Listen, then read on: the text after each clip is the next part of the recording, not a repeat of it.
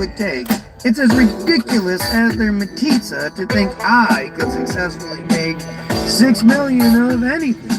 Fake stories are all that one has if they tell you that someone can make 6 million of something. And look into their eyes while you ask for an answer to the simplest question. If the narrative lost in the math, is the truth just a winner's invention? Making lies just another extension? Bridging the gaps of illusion? Keeping our class in detention ensures the constant state of confusion. The math just isn't mathing, so you're lying. You act just like you're grasping bottled lightning, while the last ones who are laughing push the pie thing, attacking anyone who's asking or denying. Good girl, sit down. The pizza is the gate to the surprise. Lay down, that's a good girl, lay down. Keeping you in faith while they're supplying. What's up, Miss The Jane? reason it's all fake, they're compromising. The math just doesn't match right, so they're lying.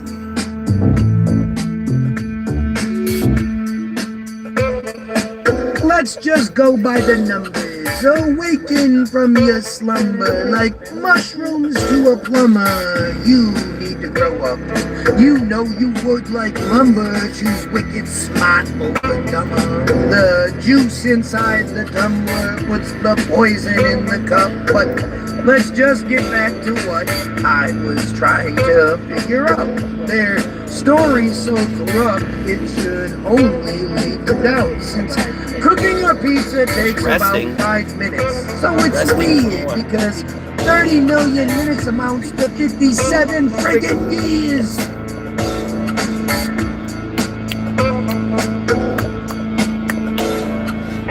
The math just isn't mathing, so you're lying. You act just like you're grasping bottled lightning, while the last ones who are laughing push the pie thing, attacking anyone who's asking or denying. The pizza is the gate to the surprising, keeping you in faith while they're supplying. The reason it's all fake, they're compromising. The math just doesn't match straight, so they're lying. So if I end up succeeding with my 6 million pizza goal, would you say it's lies or cheating? If I said I paid the toll in just 4 years, would you be troll or would you worship every word? Is 4,000 plus pizzas per day a troll you'd wisely call absurd?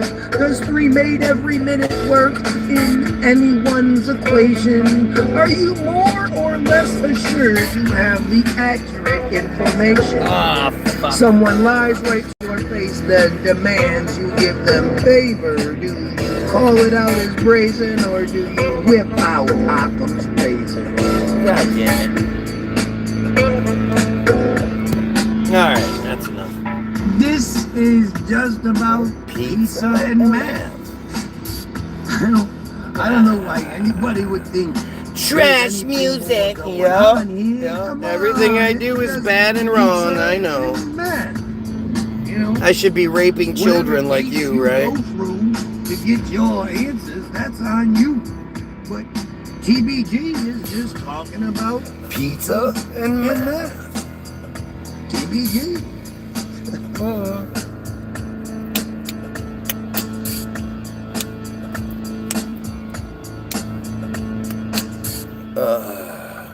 Projecting again. I know your Friar programming tells you that shit, but what am I projecting? Again, I don't understand. If I believe that pedophiles should be killed, then I don't understand. That doesn't seem to be working well. I know that's kind of the only thing you can come up with, but you really don't have any sort of anything to say, right? You can't say anything. What the fuck is that music? What the fuck? Oh, this music isn't talking about niggas killing each other and bitches and hoes. You goyim aren't supposed to listen to stuff that doesn't talk about that stuff. falling for the genie you call the leader who can carry the Oh, I love it. show their greatness in the charity. I love how the desperation that comes through. You have absolutely destroyed me. How? You're a pedophile priest. The fuck are you talking about? Hilarious, obscene, dream. I don't understand. You haven't destroyed anything. You worship me. You come here every day so you can worship me. Your delusion is insane. But again, you falsely call yourself a priest. So obviously, you dumb like that. You're just a fake pedophile piece of shit playing a role, simping over somebody you could never be. It's okay. It's okay. How come if guys can comment on my shit and comment about the music, they can, obviously, how come they can't actually talk about what I'm talking about? Isn't that weird? You could say all these kinds of goofy things, and you keep coming back. Like, these people just keep coming back to get more. Strange, isn't it? If you're watching, like, share, sub, do all that good shit. Apparently it helps out, even though it seems like the more likes I get, the less viewers I am allowed to have. It's okay, it happens.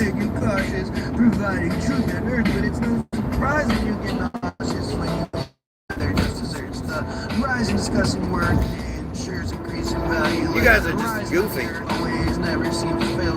Priest is a fool. Of course he is. He's a pedophile. I mean, what else can he say? These are pedophile genocide supporters. By the way, JD Vance is about to be killed. I think that's what's going to happen. I think they need something really significant to bring Americans into the fold, and it needs to be something drastic, a unifier. And the thing that unifies the most is killing. You know, whenever they kill somebody, they're not going to kill Trump. They should, but they're not going to. Go down here. Go down here, babe. It's okay.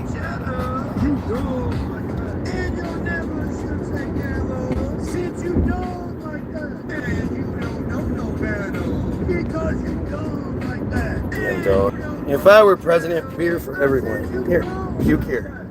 Puke here. Yeah, go ahead. Ugh. Oh, stop it. Stop it. Leave it. Oh, Jesus. Oh, Jesus. Ugh. Ugh. Saw that coming. Ugh. Dog gets car sick. No.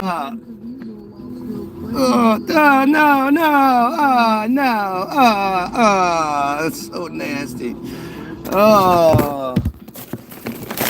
At least you didn't eat it this time, but, come on. Oh, gross. Oh, so nasty.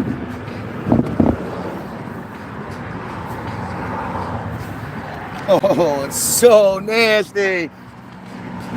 Ugh.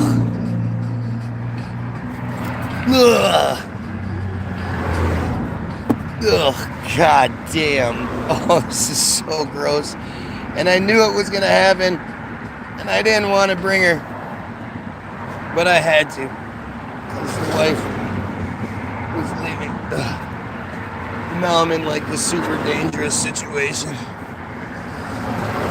On the side of the fucking road, cleaning dog puke. Oh, it's so gross. Ugh.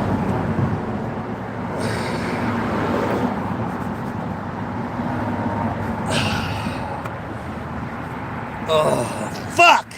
That is so nasty. God damn it.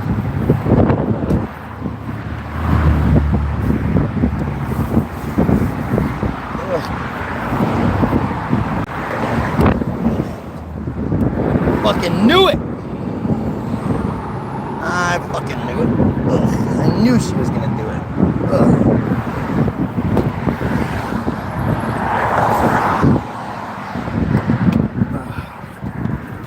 Nasty ass, pukey ass dog. Gross.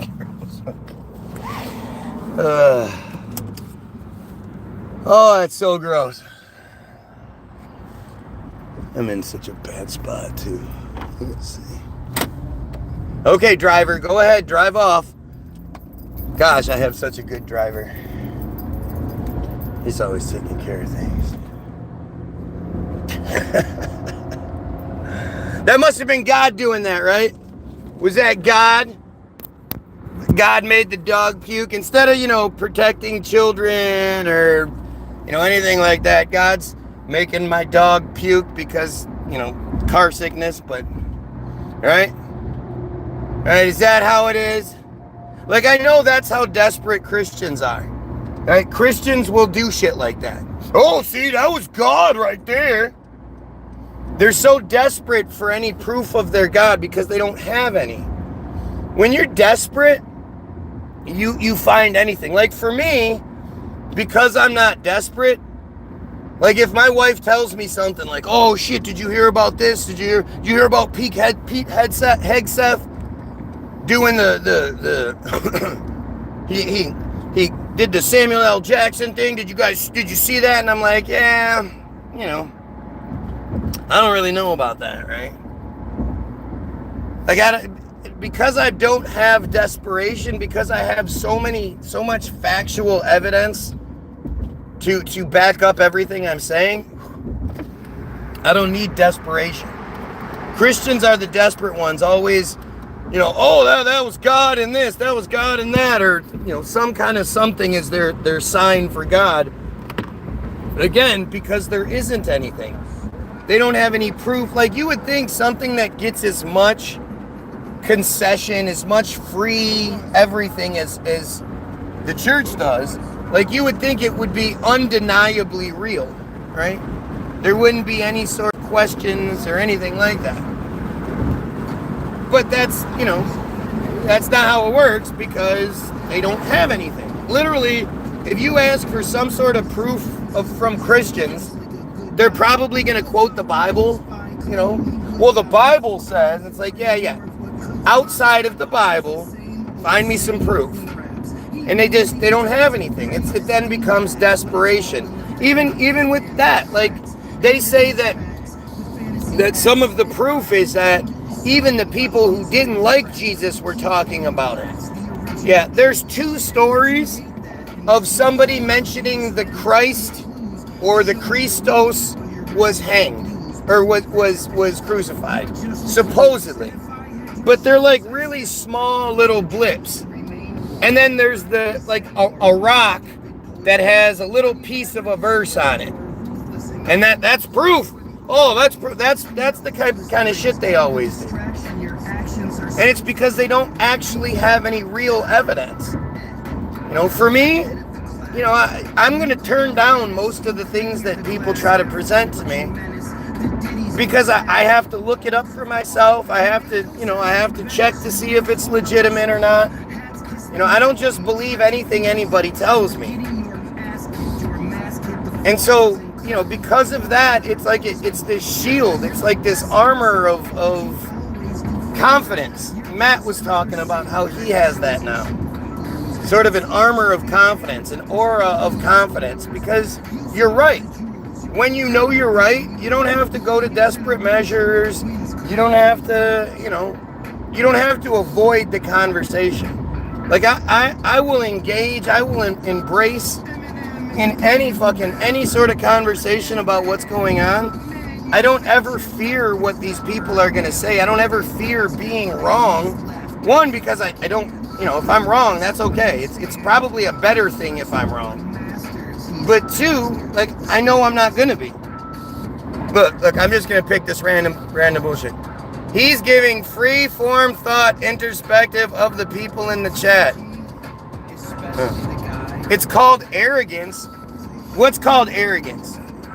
Not believing in the fairy tale with no proof is called arrogance? You can't even tell us why you believe in the whatever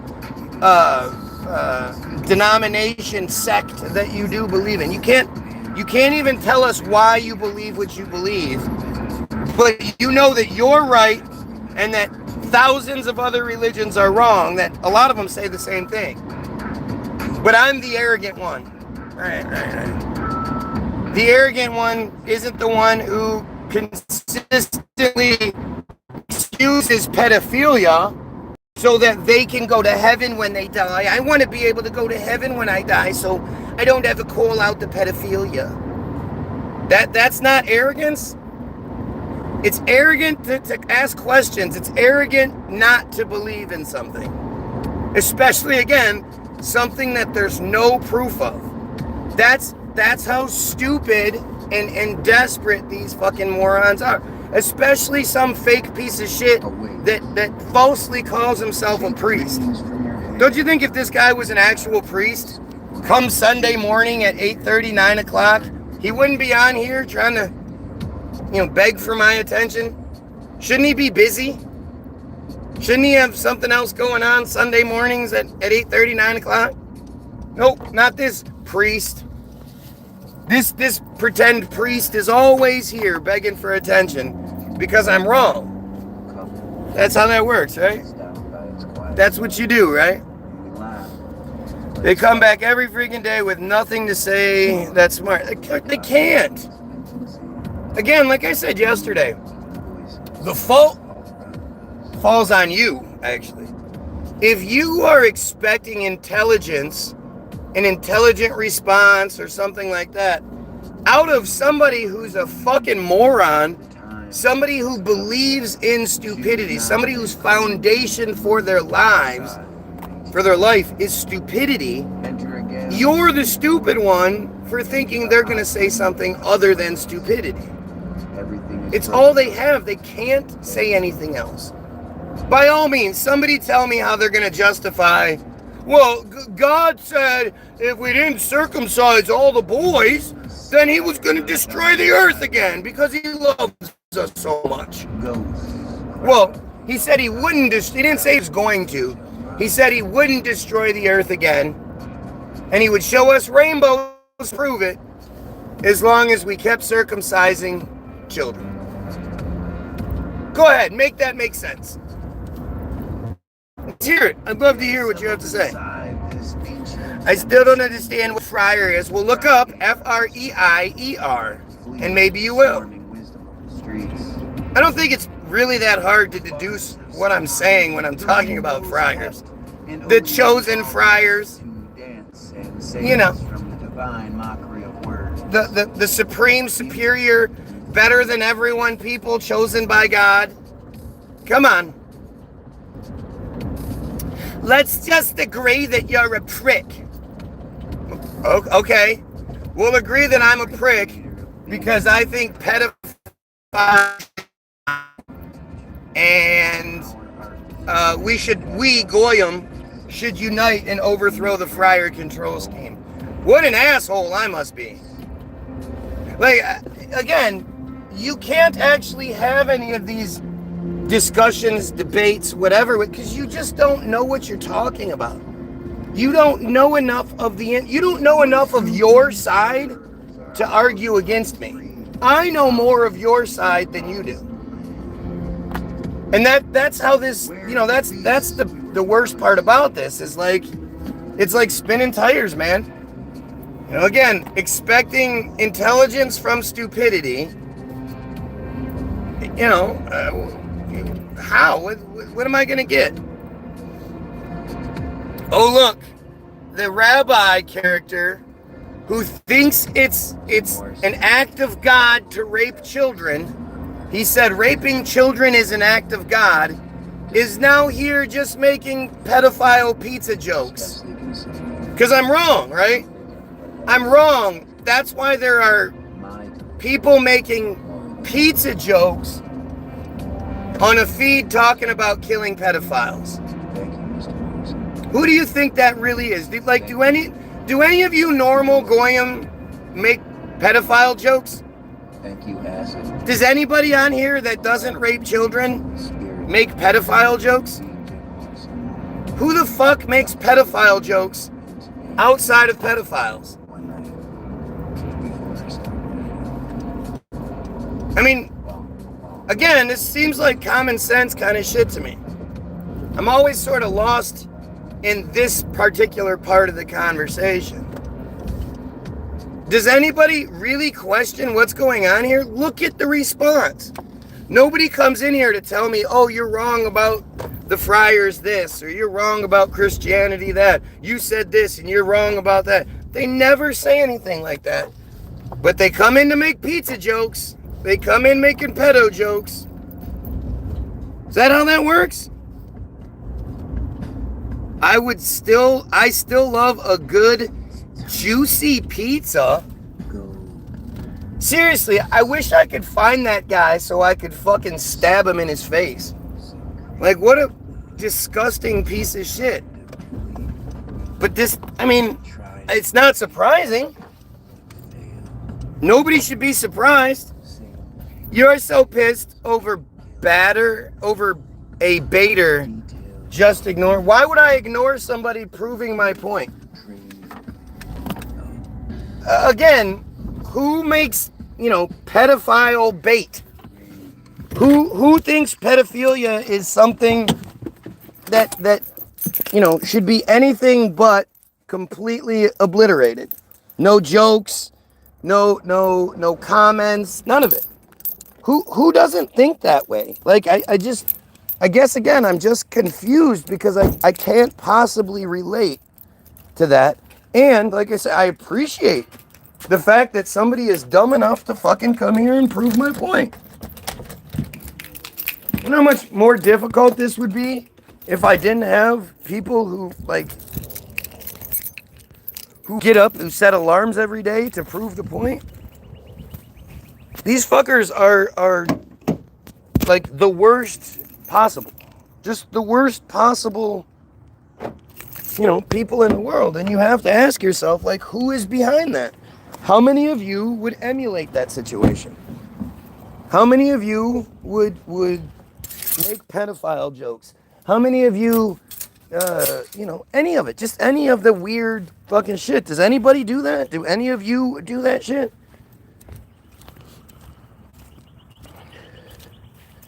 Yeah, it's a food choice. Yup, it's a food choice. Because again, when we're talking about your cult consistently raping children, and then you make a juicy pizza reference, yeah, that's just a... I've heard people refer to pizza as juicy before. Hasn't everybody on here, been with somebody and they were like, hey, let's have some pizza tonight. Get the juicy kind. Does anybody say that shit? No. That would be funny if he's an anti-Semitic friar. Well, all friars are anti-Semitic. Because the Semitic people are the Palestinians. The Semitic people are the Libyans. The Semitic people are the Syrians. And then again, I understand that you're really stupid. So you're not going to understand. Like, this is going to be difficult for you. But, I mean, seriously. She fucking peed too? Oh my God.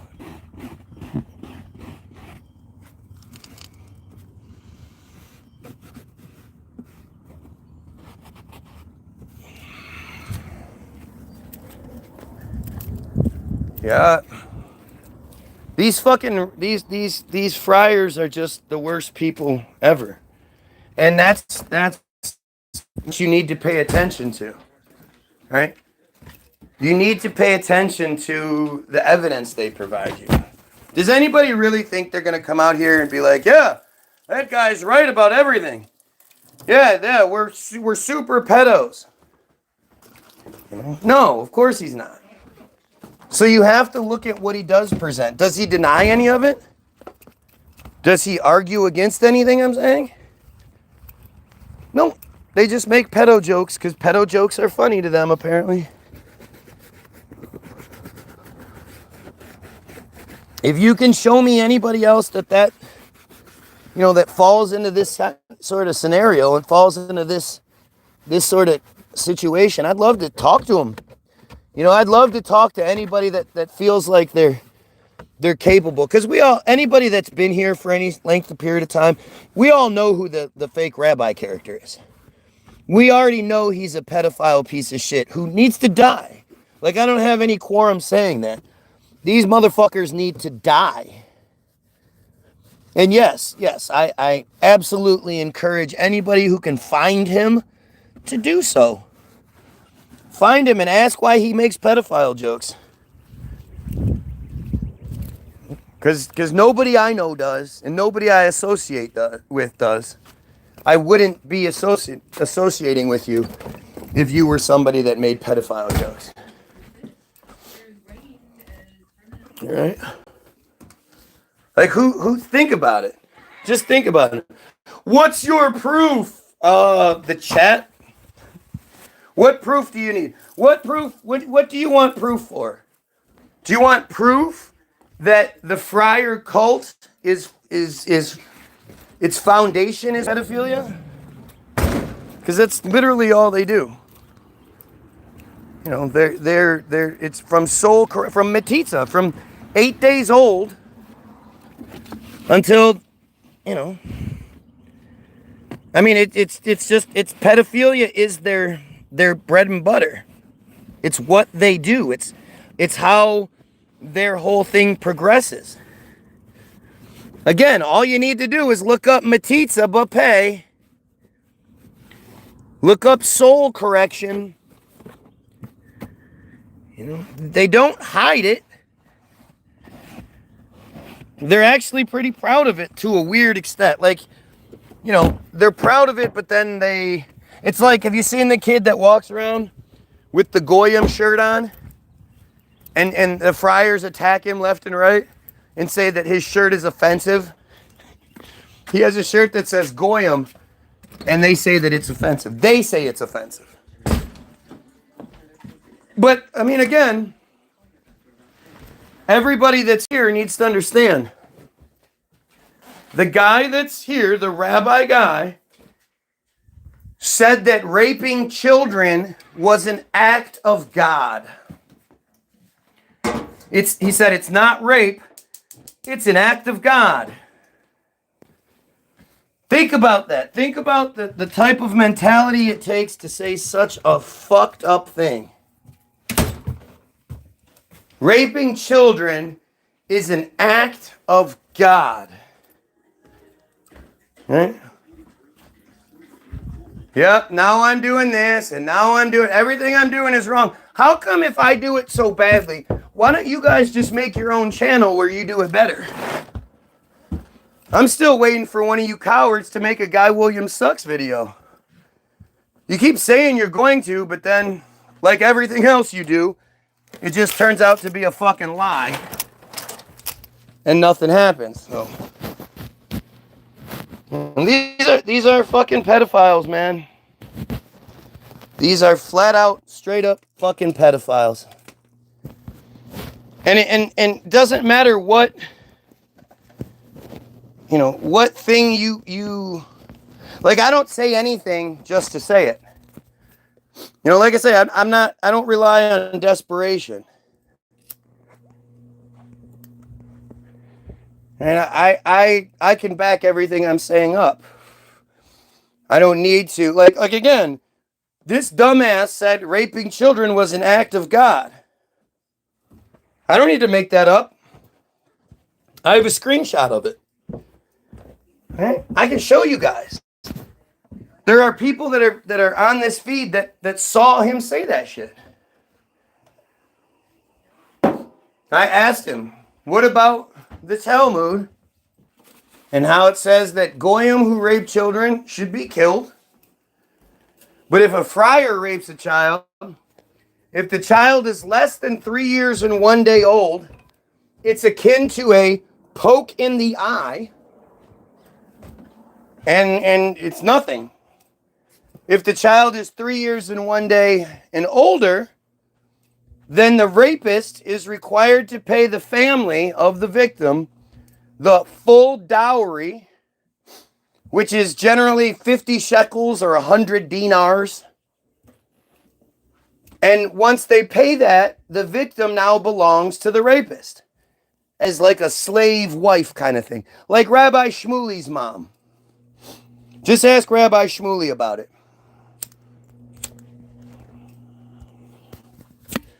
That's Talmud law. Yup, exactly. Exactly. At least you're acknowledging it. That's Talmudic law. That's the law that so many of them live by. You know, places like Lakewood, New Jersey, where Naomi Elkins is from, like they live their lives by Talmudic shit. And whether or not you go, oh, well, that's just a percentage. Not all of them do it. Well, first of all, more of them do it than not, I think. Especially the Matitza part. But if any of them do it, it's a problem. And the fact that they all of them, every last one of them, defends it, shows you that it's a cult. It's a pedophile cult, right?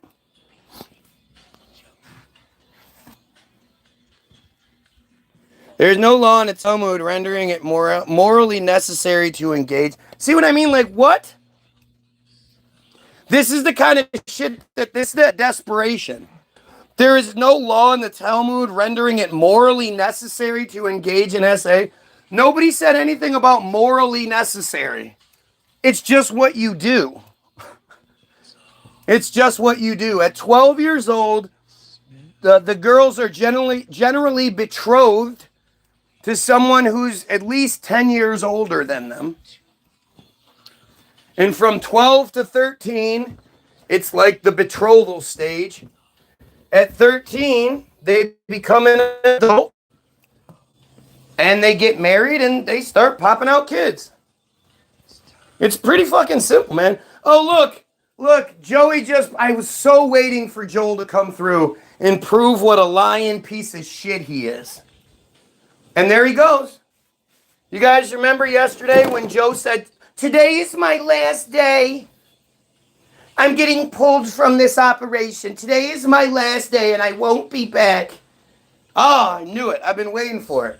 I've been waiting to point out that these friar pieces of shit do nothing but lie. And Joel fucking proves it. Right? He's going to lie about his Hummer. I got a Hummer today. Sure you did. But I'm so grateful that you're this dumb. I really am. Grateful. Grateful that you're stupid enough to walk into the trap. This dumbass, like I say, they have no credibility because all they do is lie. Like, and you can, expecting anything but lies from that organization makes you the stupid one. If you think they're going to tell you the truth, they're incapable of it. Their entire cult, is based in lies. Because I know none of you are dumb enough to believe in Exodus. Right? None of you are dumb enough to fall for the idea that at least 2 million people wandered around the desert for 40 years. And survived. If you're watching, like, share, sub, help the fuck out. Don't forget to grab your free download, www.the-bilderberg, BILDERBERG-group.com. It's free. All you do is click download, and then it'll ask you how much you want to pay. You click 0, and it's free.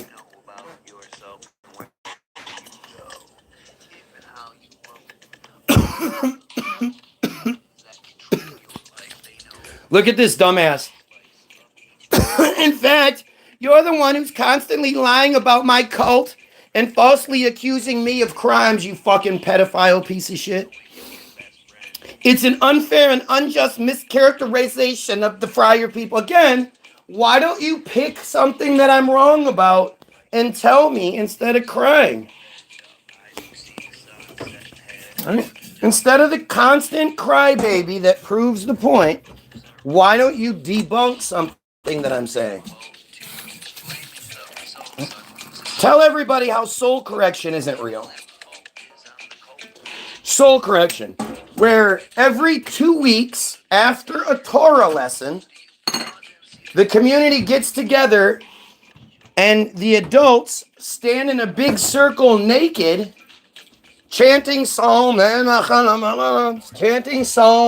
reading verses and shit, while the group of children in the middle is naked and they're then assaulted. Like, go on, tell us about it. Tell us. Here, let's just see. So, easiest way to do it. Can you tell us about soul correction from the Bottom of Darkness article?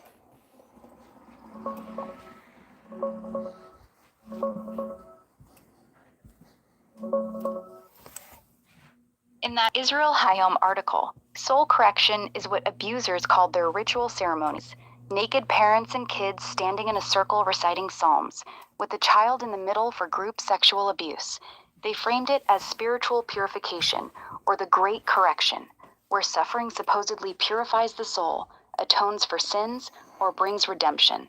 It's a twisted distortion of Kabbalistic ideas about tikkun used to justify the horror. The piece calls these acts the bottom of darkness. Heavy stuff. All right, there you go. Just a quick overview of it. But yeah. And the thing is, where is the outrage? Where are all the friar groups out here demanding that these type of things stop? Soul correction is done away with. Metitza B'Peh is done away with. They literally keep hiding behind the idea, well, it's not a lot, it's not everybody. Everybody doesn't do it. How does that make it okay? Because everybody doesn't do it, it makes it okay, even though everybody defends it. Because like you'll see, if you pay attention, just look at the comment section, right? Not one of these piece of shit friars comes in here and goes, yeah, that shit is horrible. We as a group need to get together and eliminate these fucking things. These are horrible things that we do. Not to mention they make us look like monsters. Right?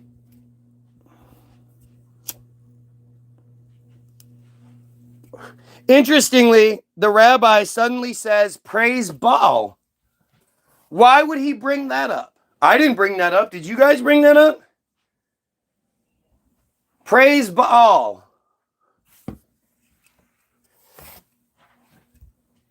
Right? They are proud to be pedophiles. Do you understand that? Why do I need to be silenced if I'm advocating for the protection of Jewish children? I say it all the time. The number one thing in this world that everybody needs to focus on more than anything is protecting Jewish children. Go ahead and call me any ist you want to now. Right? Aussie, Aussie, Aussie. Oi, oi, oi. I know you Aussies are sick of these pieces of shit. Right? Hurting children is wrong. Oh, he finally says it. Oh, after days and days and days and comment and after comment, he's finally going to acknowledge that hurting children is wrong. What? What? The police should do something about it, especially among the Jewish community. Oh, look at that. Oh, once you corner them and you point out how ridiculous they sound, oh, they suddenly start saying the right thing. Have you noticed them doing that in Palestine?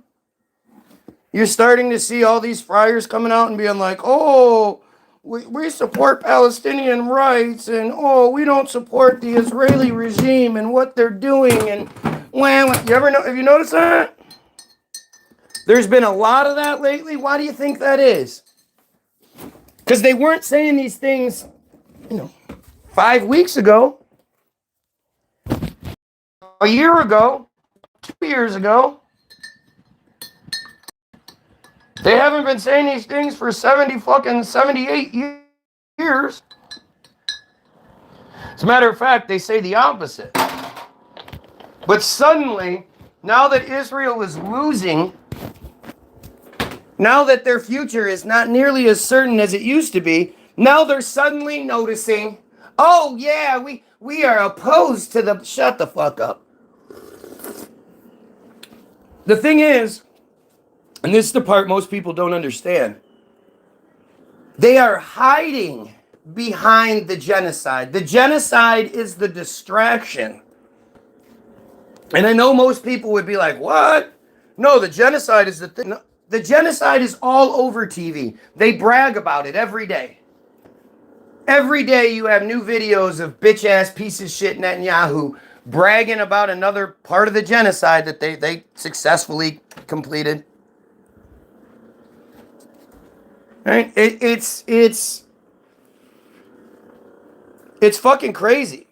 The USA is finished. It does. It's scary. What sucks though is that, again, if it's just another, Rothschild monarch that's going to be the new superpower, which it will be. It's like Dan Bilzerian. How many people are falling for the Dan Bilzerian narrative? Well, Dan is like, he's pretty racist. He's definitely sexist and homophobic. He's a Christian psychopath. Like, he's a fucking nutbag.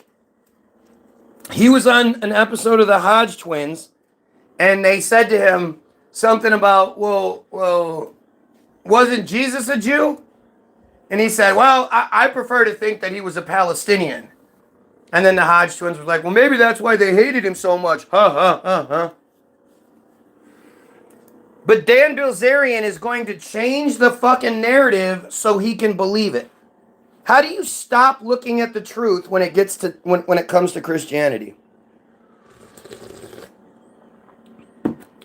I'm glad we see, again, this is what the friars do. Right? Out of desperation, they say shit like, I'm glad we agree he's a bad person. He's nothing compared to Randy Fine, which is why he's gonna, why it's working. He's the lesser of two evils. Right? Randy Fine is the fat, disgusting, just absolute piece of fucking shit. Randy Fine needs to have a heart attack immediately. Today, yesterday. But this is how they operate, right? Because they're really, really trying to push this religious, Christian versus kind of thing. They're really trying to make Christianity like, and again, it's like if you fall for Christianity, look, he's mimicking the way I said immediately. So he can hear what's being said, and yet he's choosing to respond to dumb shit. He's not going to address about Matitza. He's not going to address about soul correction. He's not going to address any of the pedophile stuff. But he's going to talk about the way I said something. This is how stupid they are. Right? This is how stupid they are. This is if you open up the books on Israel, you demonize Israel's stupidity. Right? Randy Fine is a competent U.S. Oh, is he? Is he? He's a traitor. He should be hanged for treason. But again, does anybody expect anything less from a fucking friar? They don't care what somebody does as long as they're friar. They'll support anybody that's a friar. Yep. And we have more pizza jokes. Ha ha ha. If you think the whole idea of pizza jokes and all that shit, pizza troll, whatever, like if you think that that's not something you would ever do, go ahead and share the feed. Now, if you think it's something you would do, go ahead and share the feed, and let's see if we can get somebody from your side of things that's actually capable of addressing things. Right? Look at to secure peace and security in the U.S. or in the Middle East. Gee, who are the problem in the Middle East? Who does everyone seem to hate? Who are the reason why the Middle East people hate us? You know, if you really want to make the Middle East a better place, you get rid of the one thing that doesn't belong. The thing that had to be shoehorned in there. And remember, these people, they don't belong there. Even though DNA testing is banned, the stuff that does come out said that 95% of the Israelis tested did not have Semitic DNA. They're not Semitic people, right? They're not the Semitic people that they claim to be. They're from Ukraine, right? They're from the United States. They're from Europe. They aren't Semitic. Anti-Semitic is anti-Palestinian. Anti-Semitism is something everyone should strive to be.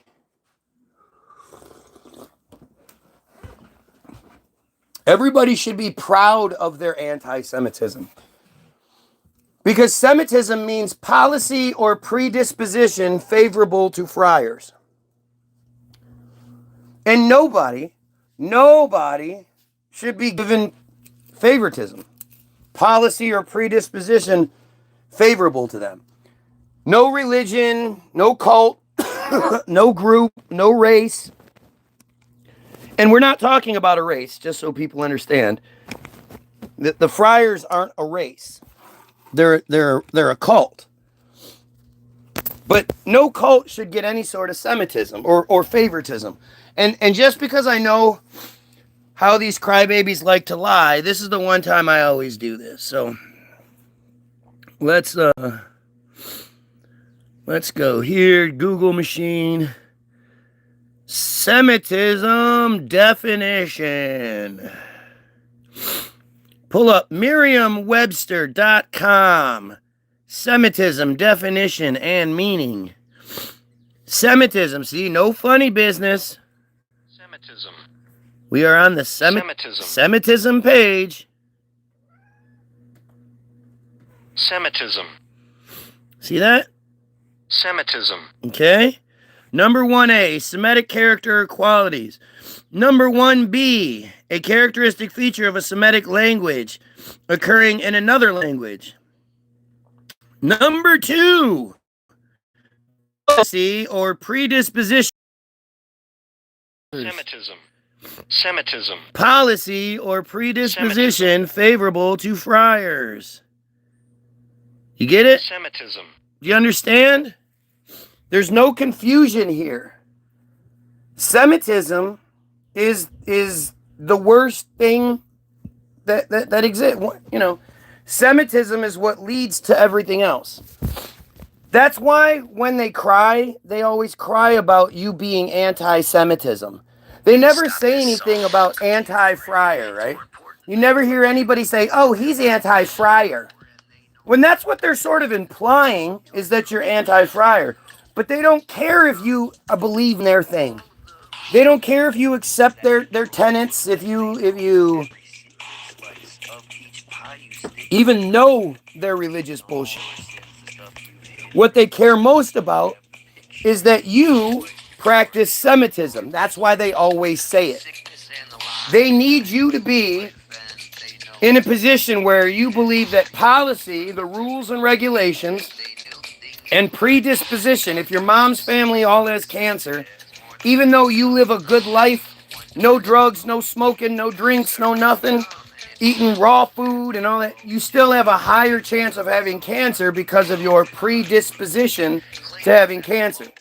So predisposition is like genetic programming.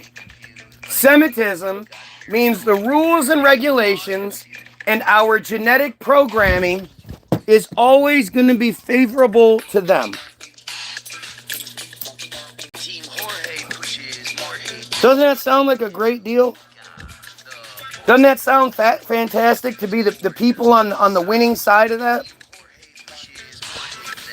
But that's why they never say, oh, he's anti-J. He's anti-Freya. They never say that because they don't care if you like their thing. They don't want, you notice how like Muslims want you to be a Muslim? Christians want you to be a Christian? They want you to be a Christian. Why? Because Christians, as you know, infinitely dumb as they are, they believe that the bad guys of their Bible, because Satan only appears a couple of times and he's not even like the main character. The main big bad in the Bible is Abraham. Abraham and the children of Abraham. Those are the ones that kill your Jesus, your superhero, your Christian God's favorite or chosen, or not, sorry, your Christian God's only begotten son. And again, Jesus was a friar too. Jesus was a friar too. So.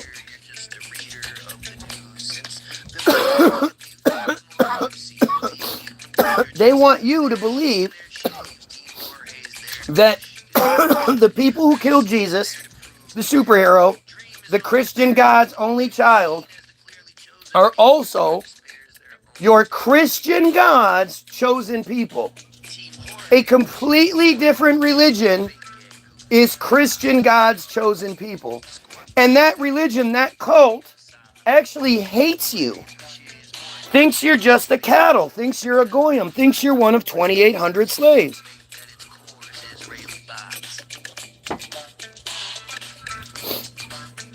Well, they're entitled to that opinion. If you think friars aren't in business, you're just plain... Look, again, notice how this dumbass just keeps answering questions and shit, keeps talking about shit that's not being said. There are a whole lot of people in this country that disagree.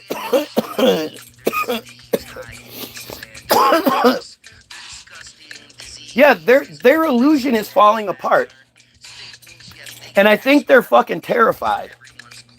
Right? I really think they see it. They understand that their time is running out. You know, this is it's a long time coming. But people understand. Like, AIPAC is a good organization that helps secure stability both abroad and domestically. Yeah, right.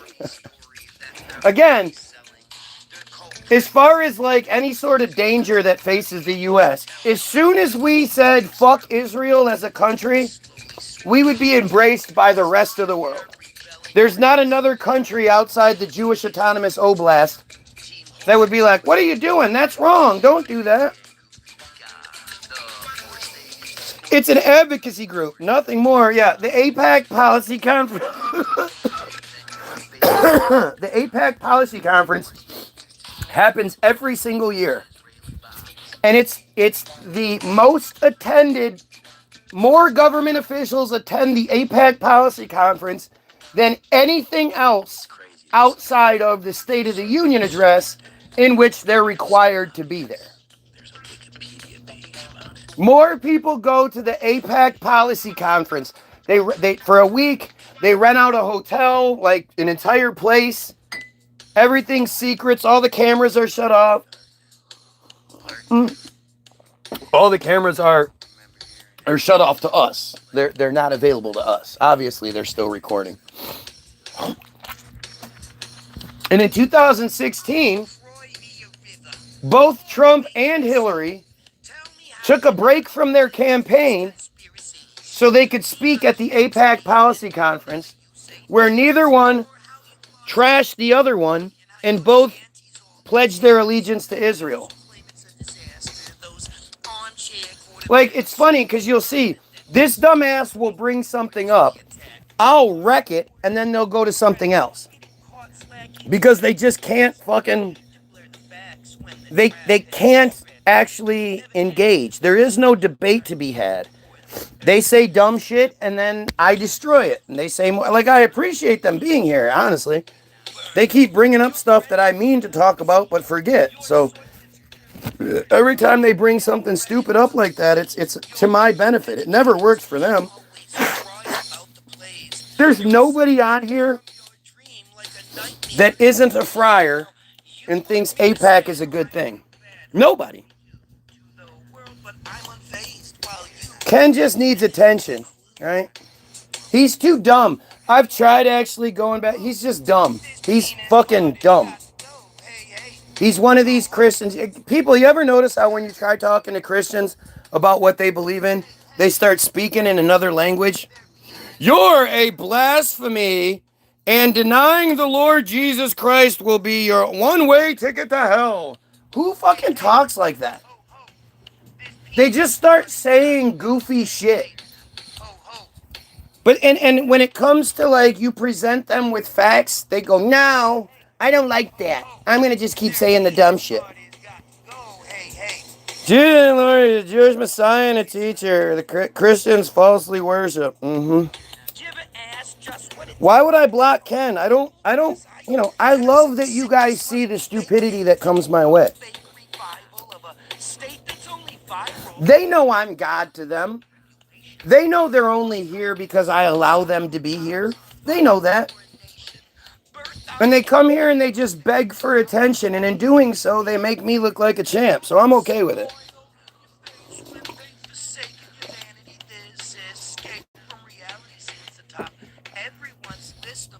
Right?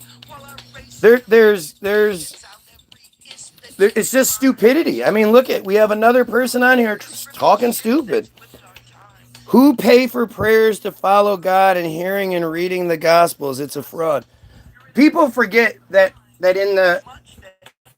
according to the narrative, now I'm not saying it's true, but according to the narrative, back in, the 1415s and shit like that, the church used to sell indulgences. So if you knew you were going to do some sinning, or you had sinned, you could give the church money and they would sell you an indulgence, and that would be like a get out of jail free card. And so nowadays, all you dumbasses that think all you have to do is repent and then you get to go to heaven, well, the Bible doesn't actually say that anywhere. And if all people had to do was repent, then how did the church have such a lucrative business selling indulgences? Come on, put it together. Come on, Rabbi raping kids. Raping children is an act of God. What a piece of shit. Right? Just think about this shit. If I'm wrong about anything I'm saying, anybody's willing to engage me on it, but nobody ever seems to. Look, Ken's got somebody blowing him because suddenly these Christians have to defend each other, but they can't actually engage in anything. They're just, oh, good job, Ken. Way to make everyone else look stupid. The Catholic Church didn't do shit. The Catholic Church is just another operation. Why do you think all of the cardinals and all of the highest ranking clergy, why do they all wear yarmulkes? You ever ask you that? Stop yelling at me, Ron. Stop it. Oh, it hurts my feelings. Oh. The rabbi character is so desperate that he's saying, we love Ken.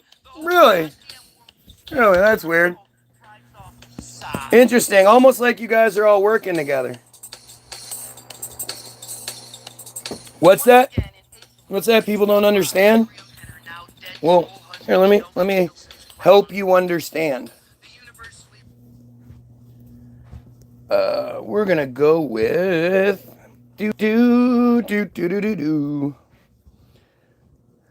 I mean, I don't necessarily like reading the same stuff every day, but the truth is, what else is there to read? It's the most important shit available. People need to know these things. And if I'm not talking about it, Ian Carroll and the rest of those fuckers sure aren't. Ian Carroll, who showed up in March of 2023 out of nowhere, doesn't have any sort of history prior to. Weird, huh? So, act.il, right? Act.il, locked up page. Right. Act.il is a social networking service used by supporters of Israel to oppose online anti-Israel content such as the BDS movement. You know what? I'm gonna read the article instead of just doing this. We'll make this even better today, shall we?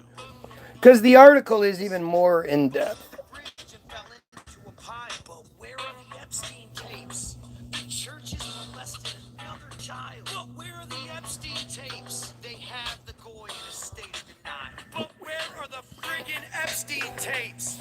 All right. This is the right one. Everything's a conspiracy, at least by definition. So, mentioning the fear can seem to sheep like repetition. Where the fuck is that article at? Oh, Call of Duty. There it is. Okay. Janet Jackson dead? No.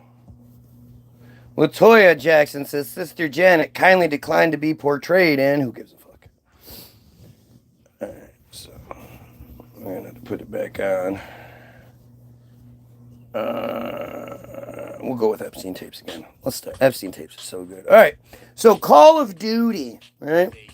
I bet the people in this chat didn't even take the COVID vaccine. Of course they didn't. They're not stupid. I mean, all the fucking friars, I'm sure, didn't either. Because friars don't believe in vaccines. But oh, they wait upon the Lord. Oh, here we go. Listen to this fucking moron start speaking in another language. But they wait upon the Lord, shall renew their strength. They shall they shall mount up with wings as eagles. They shall run and not be weary. What the fuck kind of shit is that? What are you're just you can't even make your own point, so you have to use somebody else's? Like, it's just so weird. Right on, and then here, act like God won't lift y'all feet in the air? What? So you're obviously a black person? Why are black people Christians? Like, you just don't understand. Like, it's a lack of information. I think the majority of people just don't understand. And because there's nobody in that leadership position that's actually telling them the truth, we end up looking for guys like Ian Carroll, Stu Peters, fucking piece of shit Nick Fuentes.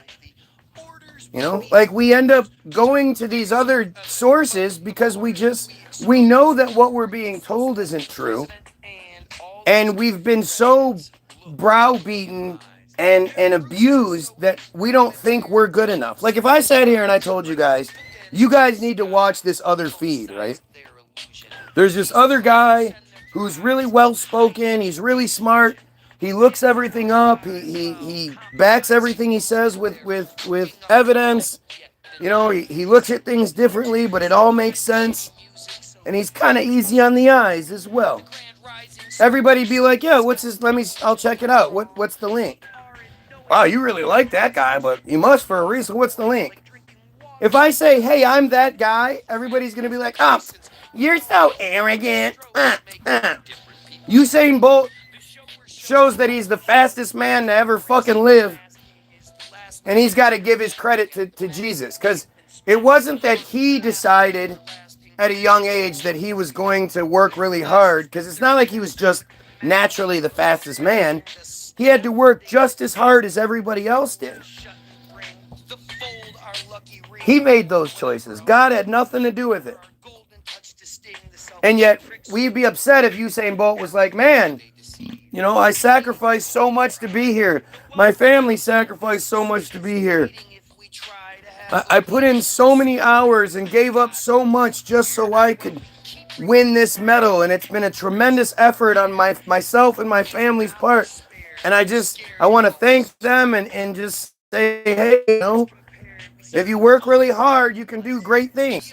You'll be like, well, don't you want to say, first of all thanks, all praise, go to God, because without God, none of this is possible. Isn't that what you're supposed to say when you win something?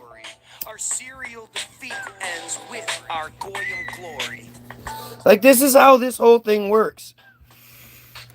Look at these dumb comments. We all have free will. That means you have the freedom to choose, including a free will. So is there free will or is there God's plan? Which one? Because those things kind of contradict each other, don't they? If everything follows God's plan, then we don't really have free will, do we? And if we have free will, then God can't make too many plans now, can he? Look at this dumbass shit, man. The friars are the worst. So, this is in Jewish Currents. This is a Jewish, website. The excuses that, oh, that's just anti-Semitism and shit like that. It just doesn't work here.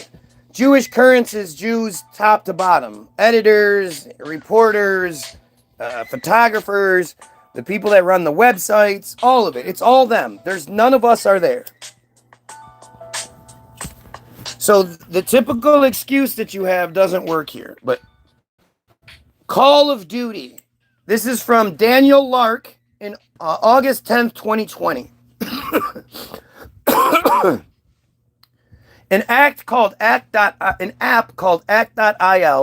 has adapted IDF communication strategy into a massive multiplayer online game.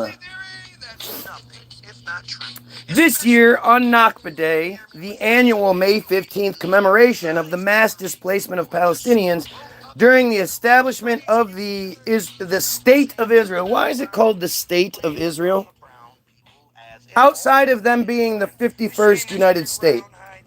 Why don't they refer to themselves as a country? Like, if you were the owner of the company, would you be walking around being like, yeah, I'm the manager? Yeah, I'm a manager. I'm an assistant manager, actually. Because the state is, not the country. The state is the little individual. So, the governor, whatever. I'm just an assistant manager. Oh, really? Where's the owner? Oh, yeah, I'm the owner, too. Nobody would do that. Why do they refer to themselves as a state, other than maybe a state of mind? Or, again, the 51st United States. And if you look at them in that regard, that they are the 51st United States, well, then it would make a lot more sense why 7 days before, or 8 days before the October 7th false flag, where no Israelis were killed or taken hostage outside of those in the Hannibal Directive, or as a result of the Hannibal Directive. But I don't think it's many at all. But they put them in we put them in the visa waiver program, even though they hadn't met all the requirements necessary to be put in the program. You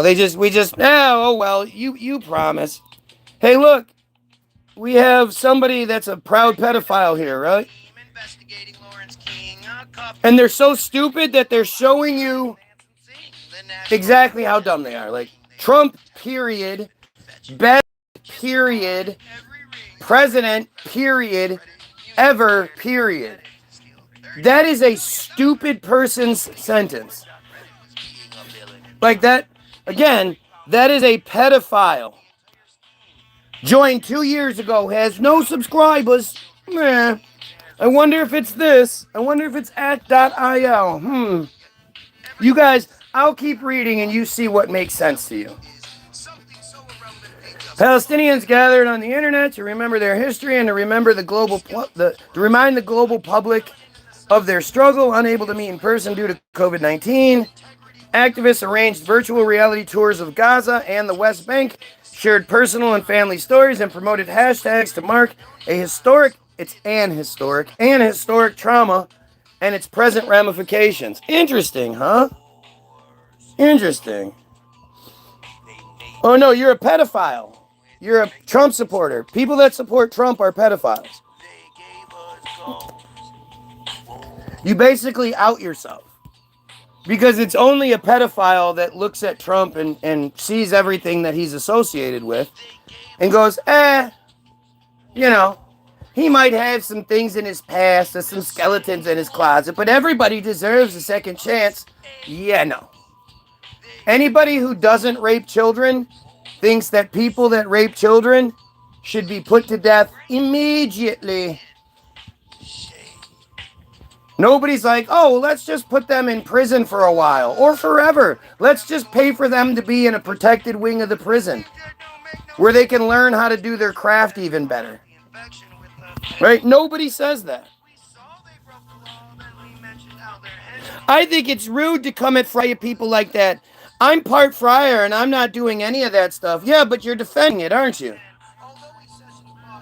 If you had a neighbor that was raping children and everybody knew about it, and you went and talked to one of your other neighbors and you were like, hey, let's call the police on this guy, and they were like, maybe don't.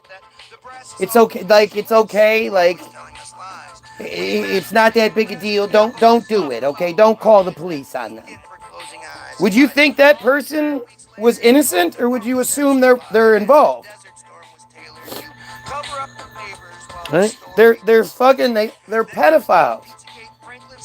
And until some of you start actually coming out and, denouncing the pedophilic practices that are essential to your belief structure, you're going to keep proving that you're nothing but pedophiles. Is respectful and sincerely listens and engages with the people in the comments. Sure I do. You must love America. If not, please leave. Yeah, that's how that works. Don't try to fix it. If it's broken and it's fucked up, don't try to fix it. Leave. That's what the white people did, right? When they couldn't survive here, again, this is according to the bullshit narrative. But they couldn't survive, so they left, right?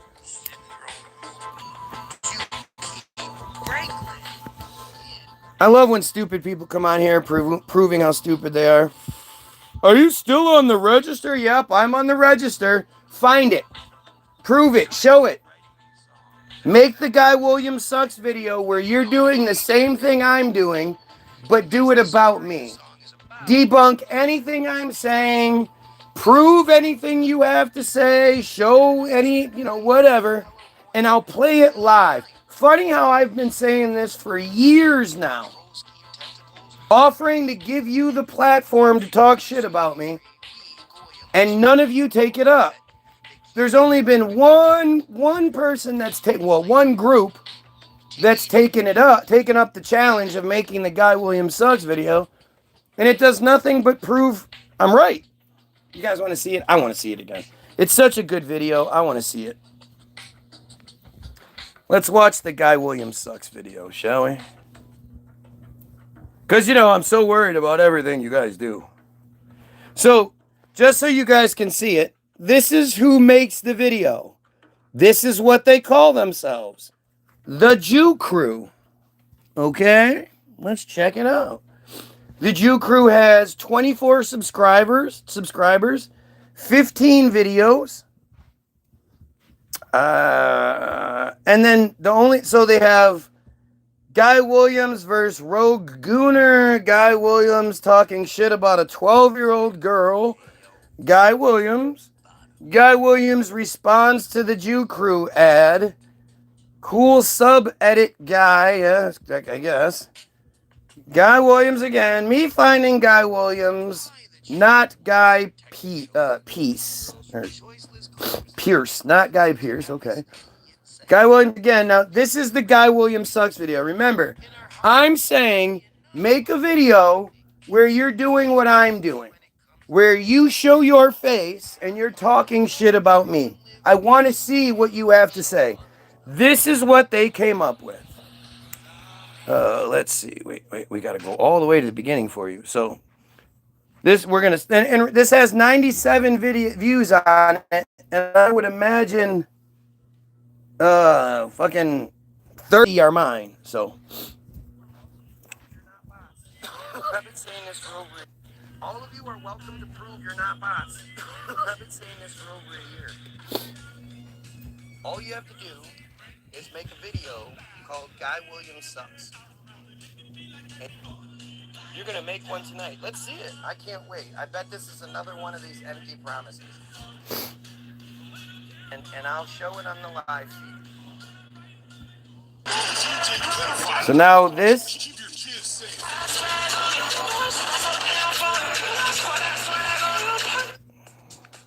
So now we have, says, you're a big gay retard. If you're a pedo, do one good thing in your life.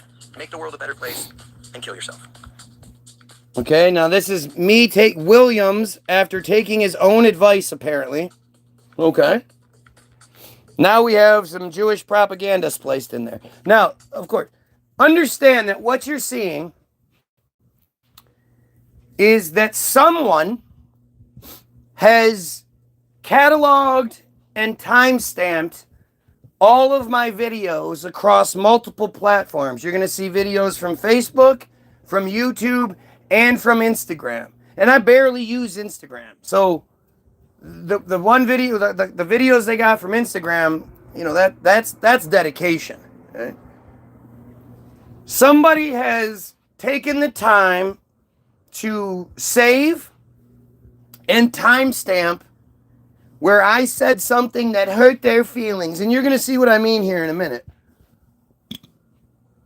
In a way that I can't even begin to relate. Like I can't even do it for myself. Right? I couldn't make a video like this for myself where I'm like, oh yeah. And then at an hour and 47 minutes with 27 seconds, I say this thing for 2 seconds. Let me clip that. Right? It just doesn't make any sense that a random regular person would do this. It really only points to Israel. Right? This is act.il, Team Jorge. This is what they do. Like, this is the shit I'm going to read you here, right? And again, they have these clips from years. So look at my hair in some of these videos. Look at my beard. It's all brown still. Like, some of these videos are super old. And I ask, can any of you make a video like this about anyone? Family members, friends, somebody you hate. Can you know, instead of making a simple, hi, I'm this person and I hate this guy because of this video, would any of you make this video here? Like, how long do you think it took to make this video? Where you have all of these, you have to go through these videos, clip the part that you want clipped. Some of the parts have stuff written on them, so they had to edit that. They had to splice it all together. Plus, they had to have all this Jewish propaganda video on hand as well to splice in between. What regular fucking person do you think would do this? Would you ever do this for anybody? What sense does this make? Watch. Gets better. Oh yeah, now I remember I told you when you all you have is desperation, you come with desperate shit. So here is a picture of a rant. Like, just think about this. How did they even find this article? This is Bay City, Michigan. So Bay City is like 2 hours from me. A Bay City man is facing up to life in prison for his alleged habit of publicly exposing his privates. The first of 2 incidents allegedly involving Christopher A. or Guy Williams, 31. What the fuck are you talking about? My name's not Christopher A. I don't choose to go by Guy. Trust me, that's the last thing anybody's going to choose to go by outside of maybe this guy. I don't really know. And I'm definitely not 31. Occurred about 4:45 a.m. on March 28th. Police responded, blah, blah, blah. Like, this is how desperate they are.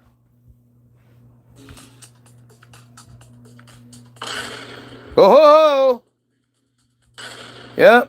They literally, think about this one. Think about how many times they had to play the video frame by frame to get that exact screenshot of me. Think about it. Like, here, let's just watch it from this perspective, just so you guys can see it. Okay, so now this is supposed to be me. They had to pause it so many times. They had to, like, frame by frame it to make that happen. Now, here we go. We got him, nigga, it says. Think that chicks fake orgasm. I can't even imagine doing it. White guys are super insecure about their dicks. Okay, so that part is super important, right?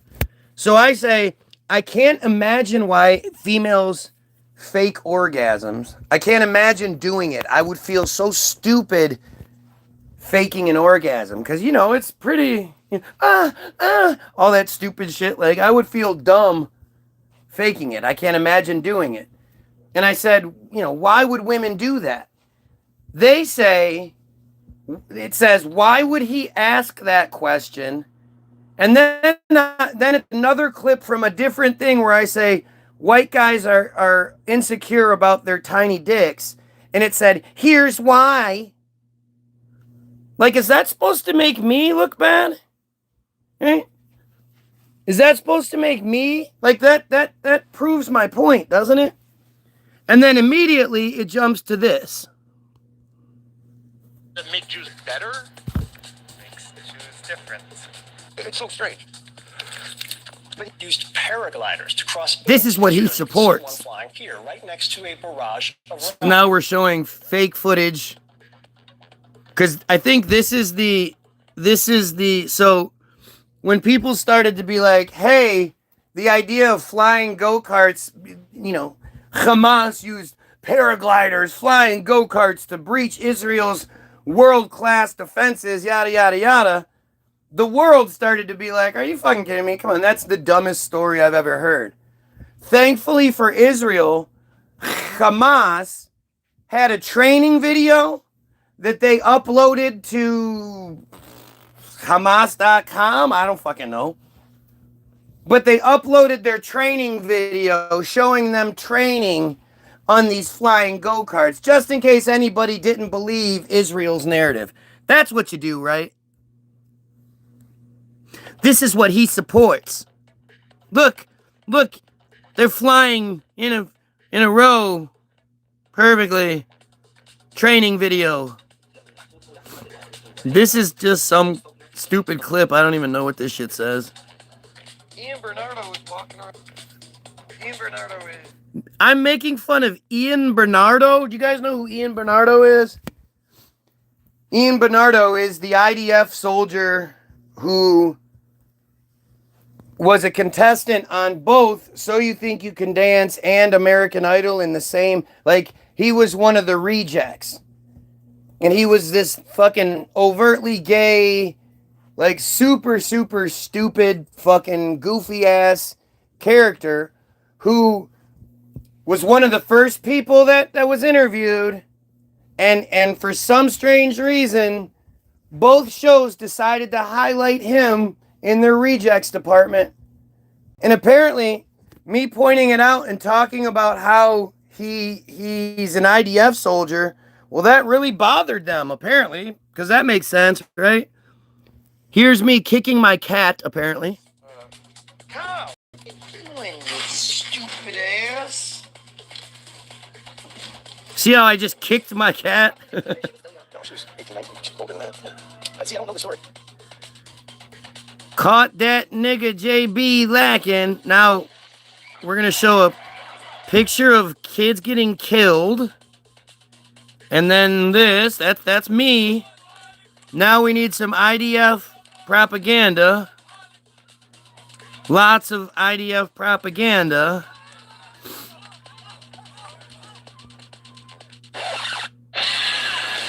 Now we're going to play this. Oh. She is in 6th grade. Right. She's a little overweight, and so she has weird 6th grader boobs on this little bitty body. Guy's crib when Mossad catches him lacking, and they should.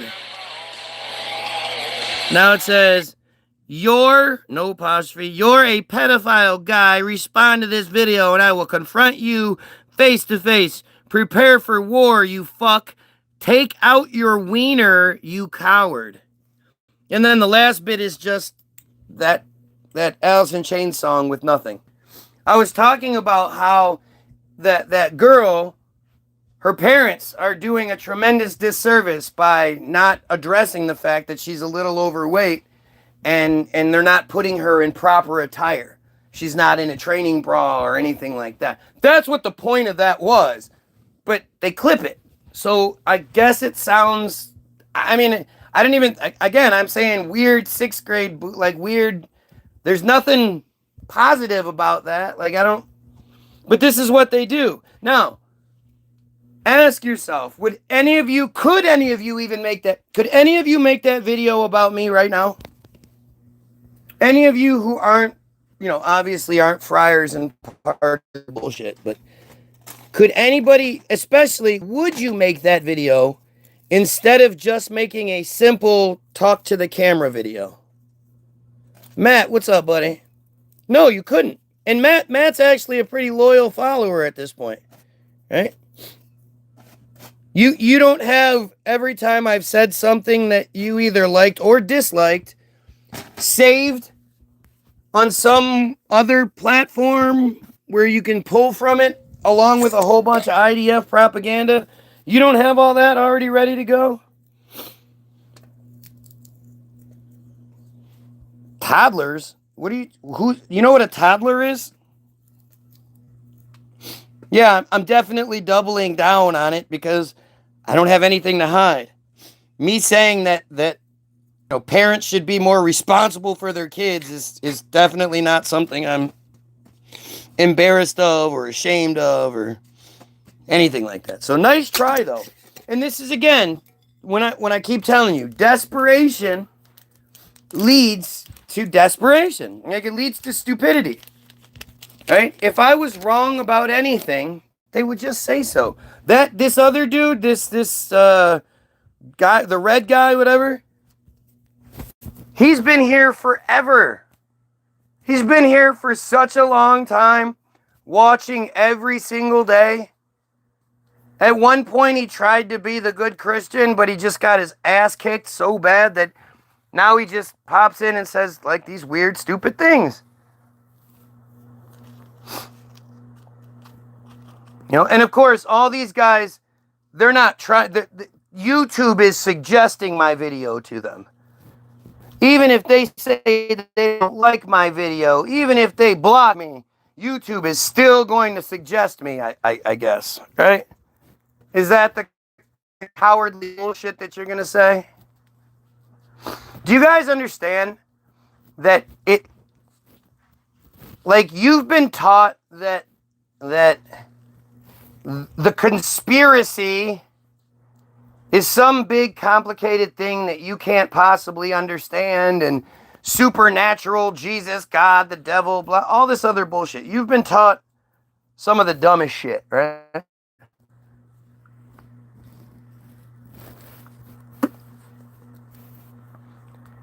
And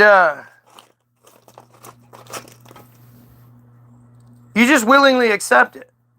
Right? You don't even bother to question it. You just take it in like that's the only option that you have. I forgot what I was going to say, actually. I'm trying to recover, but I lost my train of thought because I heard something. I probably would make the statement. You probably would make the statement about the child in a video to start with, regardless of what I thought. What? I mean, again, if you're not comfortable being honest or who you are, if you're worried that if you make a statement, somebody's going to be able to spin it on you, you must have a lot of other shit that you're doing that's questionable.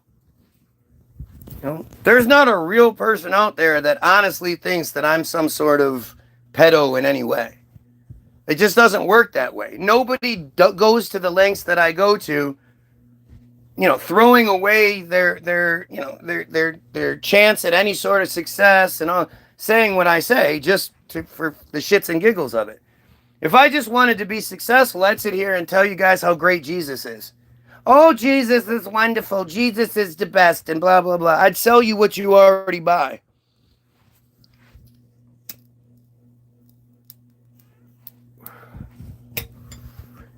The point is to go against the grain. And I don't, I'm proud of everything I ever say and do. Because this is the best that can come my way. Look at this stupid shit. Right? Look at how stupid this is. I wouldn't make the comment on a video. You wouldn't say that parents should be more mindful of the fact that their children exist in this world of pedos and should probably be more responsible with their children? Yeah, well, you're a good guy. I don't tell people the things I like or what I'm doing anymore because people glom everything onto everything and ruin it. I mean, I'm not worried about what other people say, right? So I couldn't care less if somebody is desperately trying to, avoid the truth of what I'm saying and tries to latch on to something. All you do is show your own true colors in that. Right? It's the desperation. That's what I was going to say. It's the whole desperation thing. If you actually had something to hang on to, if you actually had some proof, if you actually had some evidence, if you actually had, something that would work to your advantage, not only would you say it, you'd stick with it. You'd go live every day and say the same things every single day, reading the same things, pointing the same things out because you know you're right. The truth armor that Matt was talking about, right? When you have the truth, when you are the truth, you don't worry about anything. All you do by arguing against me is out yourself. And in this world, I don't think people realize just how many people are fucking pedos. Right? All these pedophile hunters that exist online, they're successfully catching people every day. DAP, Pop Squad, I don't know if Pop Squad still does it, but DAP, even bitch-ass Alex Rosen. There are hundreds of different catchers on multiple different platforms. And these guys are catching people every day. The disservice that they're doing is not showing just how many people hit up each one of their profiles. Because their profiles are really obviously a teenage girl or boy. They purposefully use younger looking pictures. They purposefully use wording to even though they have to sign in and say they're 18, they say, Susie 2013 or whatever, just to people know, right?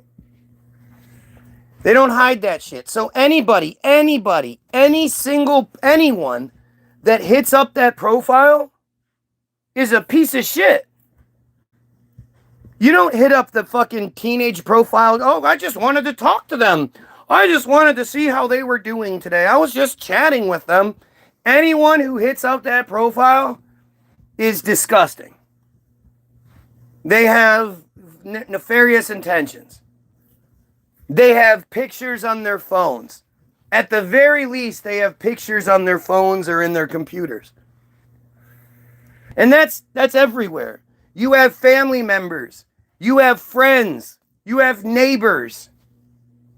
These people are they wouldn't be so easy to catch if they weren't everywhere. And it's not everyone but the people you know. No, it's the people you know. You can go out in front of your house if you're on a street, look up and down your street, and I'd be willing to say half the people probably have some shit that they like. How many people flip out if you grab their phone? Why do they flip out? What are they hiding? What are they so worried about you finding in their phone? Fucking pedo pics, man. Right? These pedos are everywhere, especially if you have any friars around you. If you're near any chosen neighborhoods. Like Lakewood, Curious Jewel, Huntington Woods. Wherever the friars are, the pedophiles are. There's a lot more pedophilia going on.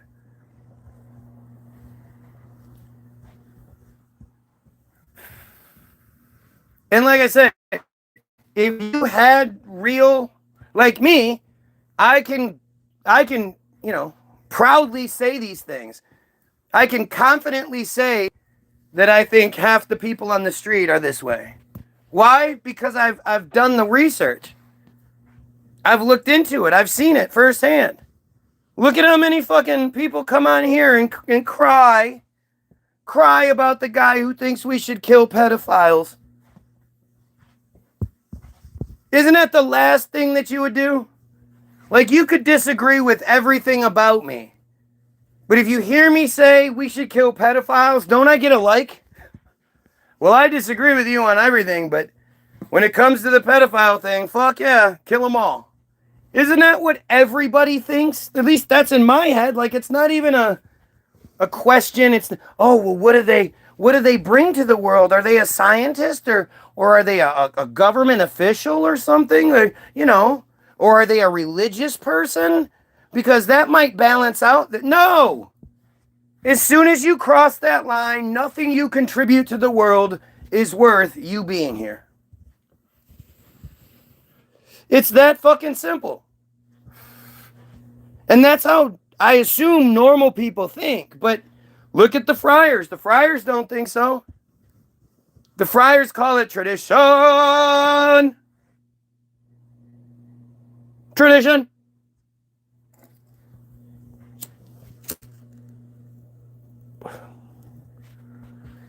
That's anti-Semitism. Yep. Now what? I am proudly opposed to your supremacy. Now what? Now what argument do you have? Something desperate, I'm sure. Something fucking stupid, I'm sure. Make it make sense any other way.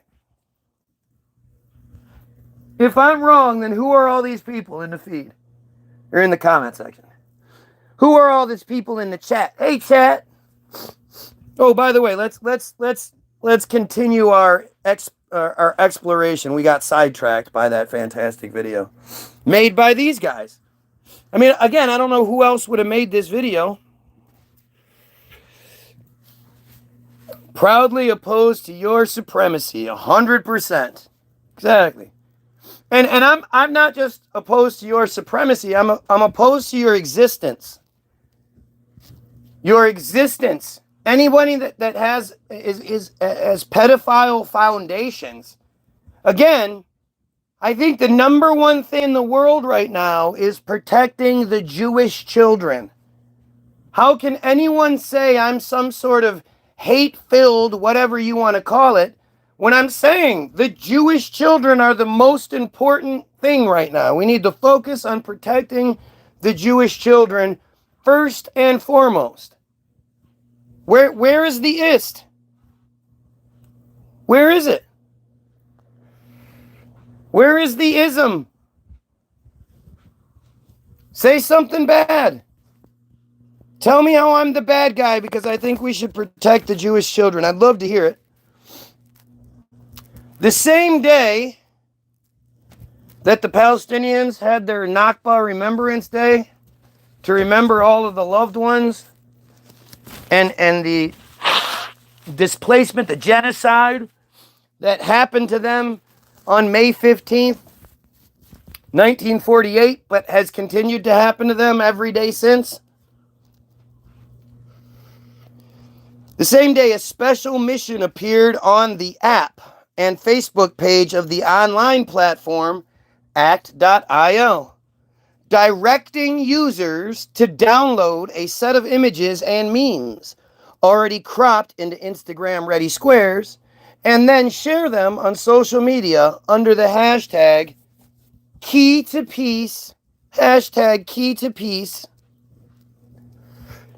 designed to disrupt and delegitimize the observance of Nakba Day. The memes were replete with racist and violent imagery of Palestinians, pictures of suited men transforming into terrorists. That's this one.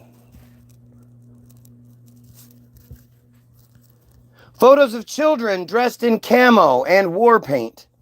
Hundreds of these images soon appeared online, posted and shared by everyday users, as well as prominent right-wing pro-Israel activists like the Israeli American Council co-founder Adam Milstein. Israeli officials, wealthy megadonors, and Zionist activists increasingly speak of an, quote, online battle for Israel. And this language of war is not merely a figure of speech. As it has moved online, Hasbara, which is the Hebrew term for Israeli propaganda pitched to foreign audiences, a key part of Zionist advocacy for decades, has come to include cyber initiatives that work closely in concert with Israel's military. Perhaps the most ambitious of these initiatives is ACT.IL, an app that has adapted IDF communication strategy into something like a massively multiplayer online video game. Come on, guys, where are you? Aren't you going to talk shit about how I'm making this up?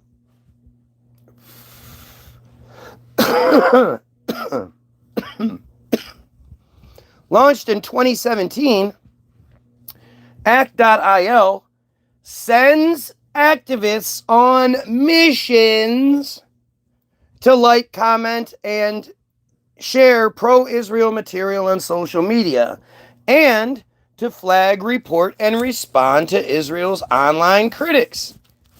Users jump from platform to platform, countering criticism of Israel with talking points and images that reflect a right-wing Zionist understanding of Friar and Israeli history, culture, and politics.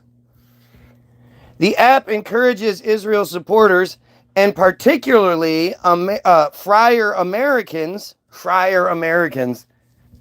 That's the, as crazy as Italian American is, because you hear that one a lot, at least it identifies with a region. You know, African Americans, Africa. Friar Americans, like, do Christians walk around going, oh, I'm Christian American? Oh, I'm Muslim American. Does anybody say that shit? No. Only they do. Because they keep trying to insinuate that they are a race of people when they're not. You can't convert to a race. Sammy Davis Jr. was still black. Nell Carter was still black even after they converted to friarism. I can't just start being stereotypical and using this horrible Asian stereotype going, okay, I'm a Chinese now. You have to call me a Chinese. And everybody goes, well, he converted to Chinese, so he's Chinese now. That's not how that works.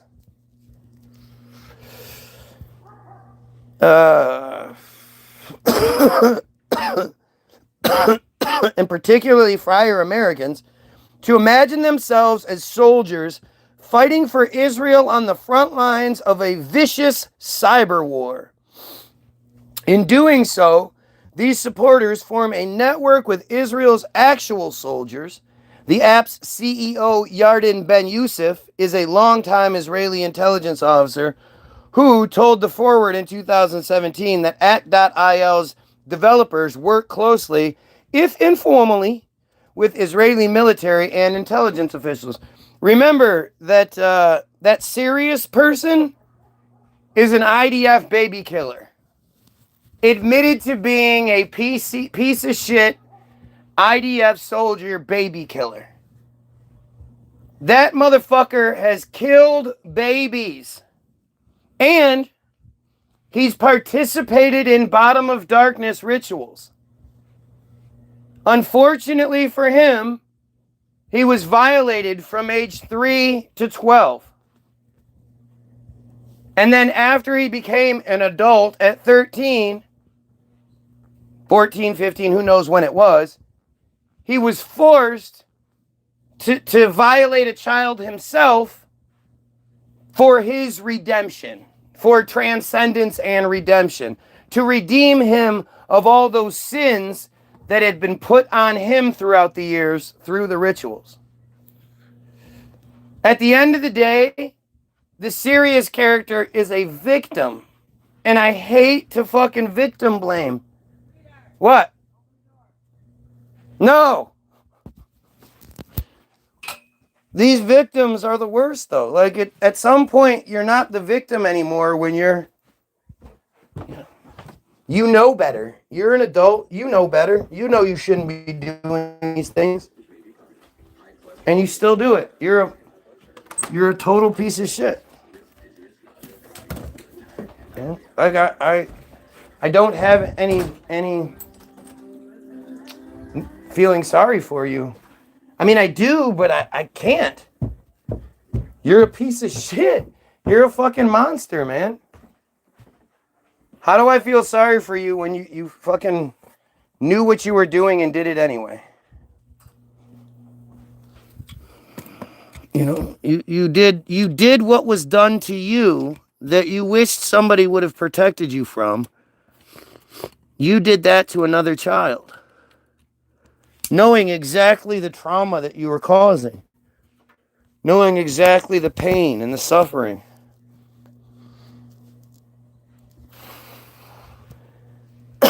Notice how he doesn't deny it. He says, I'm sorry for you guys. What the fuck does that even mean?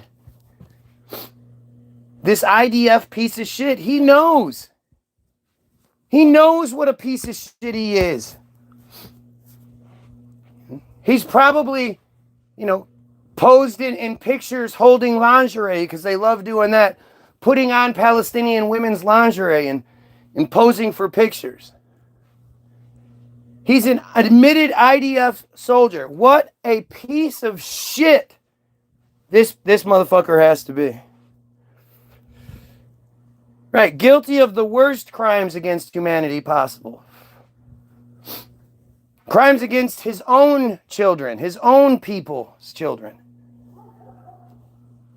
This guy is the worst kind of son of a bitch, piece of shit monster that exists. And he's not going to fucking deny it. He can't. He can't deny it. His brainwashing won't allow him to say, won't allow that child that was in there praying that somebody would come rescue them, won't let that child come through and say, you know what, fuck that. This is wrong. It needs to stop. He's just going to say dumb shit.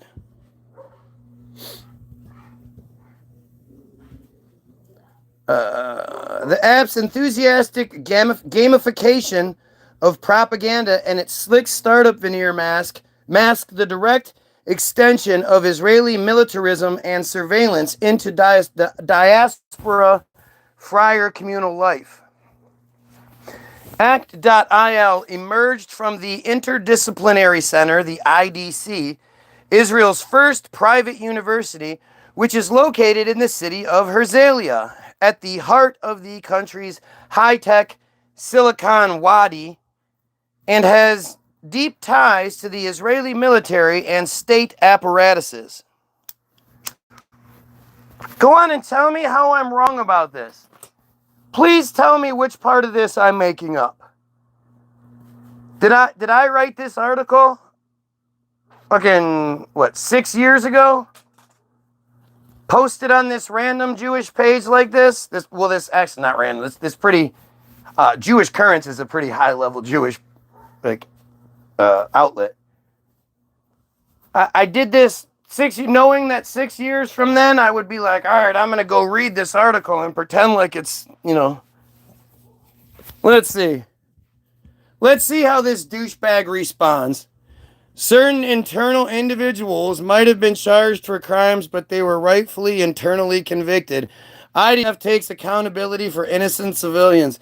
Social media isn't a crime. If you made a Facebook, it wouldn't be illegal. What the fuck? Talk about cope, man. Jesus Christ. Doesn't even bother to address what was said. That's how badly he has to, that's how the programming works. He can't even talk about it because it's not allowed to. IDF takes it. Yeah, you hear about all those IDF soldiers that get in trouble. Hey, speaking of which, I'm so glad you brought this up. You guys remember a couple of weeks ago the fake fucking Temple Israel attack?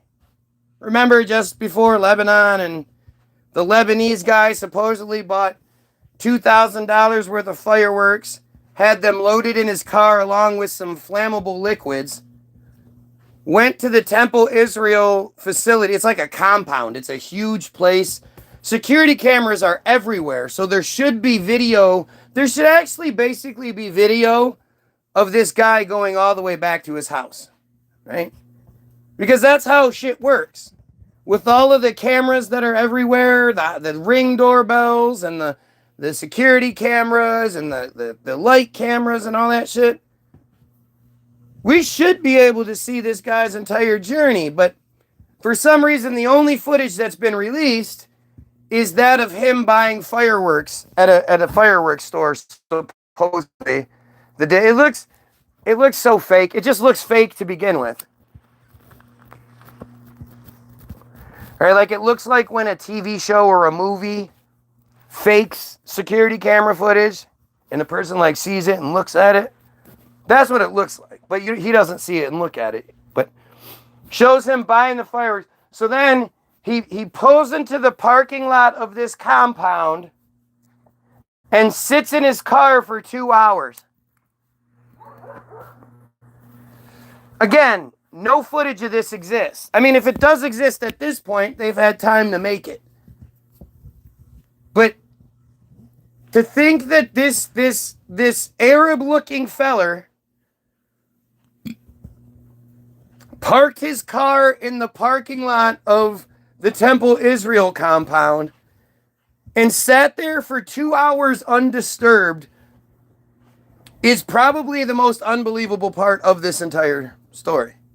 As crazy as that shit sounds, there's no way, like, even before this event, if anybody goes and parks their car in a synagogue or a temple parking lot or anything like that, you have maybe 5 minutes before some nosy prick is coming to see what's going on. Some hidden security comes out of nowhere. But more than anything, every square inch of their facilities will be covered by cameras. Every square inch. But anyway, this guy sits there for 2 hours. It had to be from like 10 in the morning to around noon, because around noon, he drives around. Somehow he drives in, like, the facility is set up and it has barricades set up so that you can walk through, but nobody can drive. Like, it's specifically designed to prevent somebody from being able to drive into it. Yet somehow he did. Again, no footage. Drove through the door, crashed somewhere inside. So, at first, the narrative was that he didn't have a gun and that he was shot by the security officers, one of which got hurt when the car hit him. And somehow his flammables were lit on fire. And Sheriff Mike Bouchard said on video, that's what happened. That was the first press conference that was given. And he said, I saw video. So he apparently saw a video of this happening, but we don't get to see it. It then turns out that he did have a gun on him. He engaged in a firefight with the security inside the facility, lit the stuff on fire, and then shot himself in the head, execution style, right through the forehead. You know, that's how that works. When he lit his shit on fire, you know, he had $2,000 worth of fireworks in there. The only video that you can see is drone footage of smoke billowing out of the facility. There's no loud pops. There's no whistles. There's no fireworks going off. You can't see anything and you can't hear anything. You can only see smoke coming out. Which, of course, destroyed the facility, and now they're going to need to rebuild it on the taxpayer dime like they always do.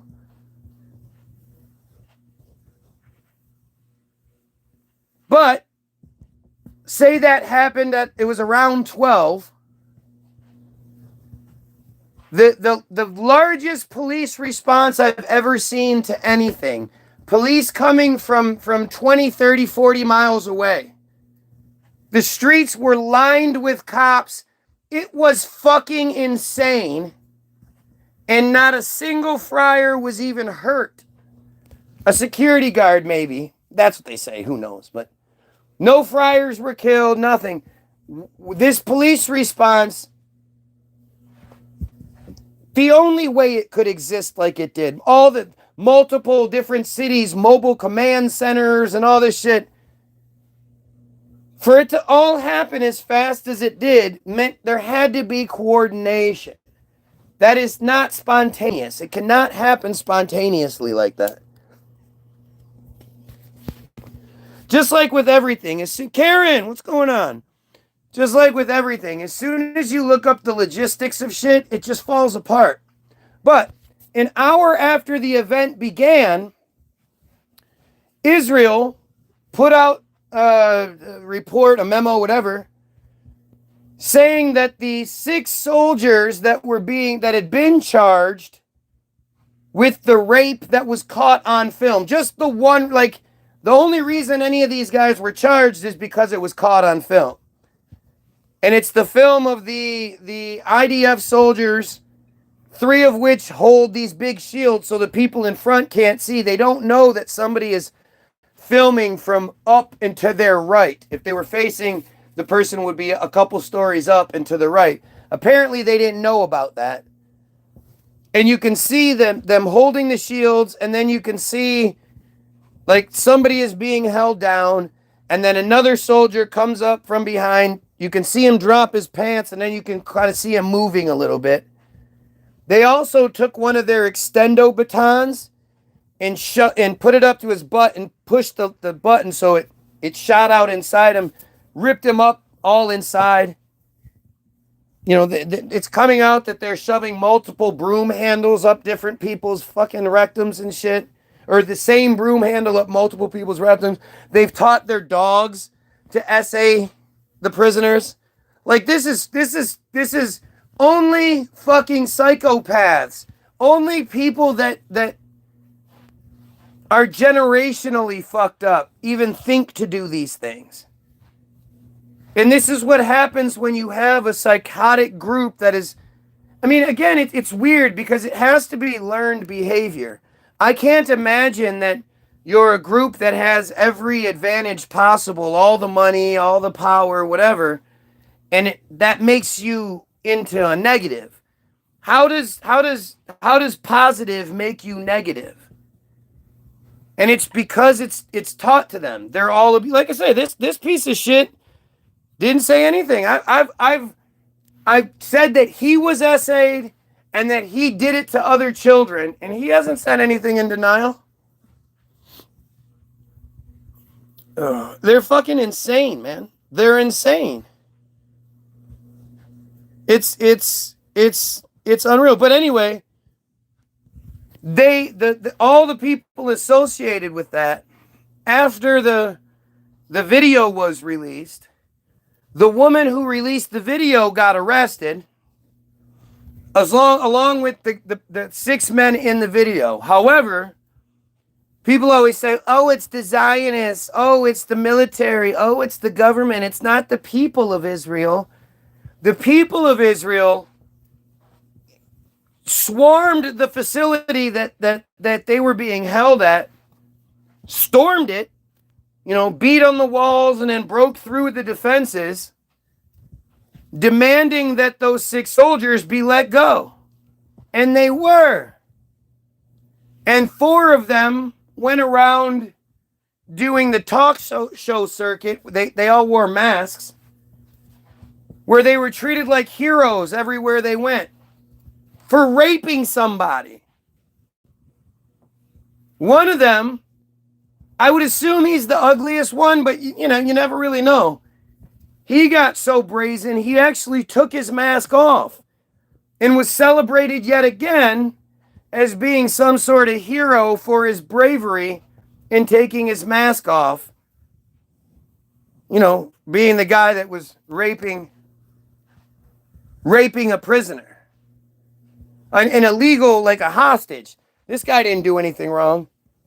This is just another one of those people that they decided to take for no reason.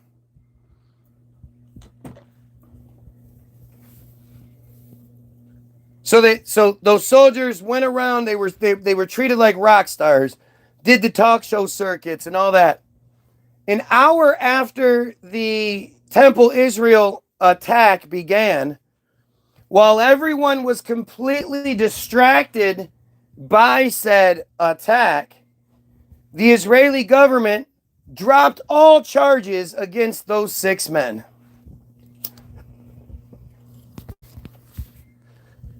And of course, again, it doesn't go mainstream because there was an attack. The Lebanese guy who supposedly said, well, you fucking killed my family, multiple family members, blah, blah, blah, blah, blah.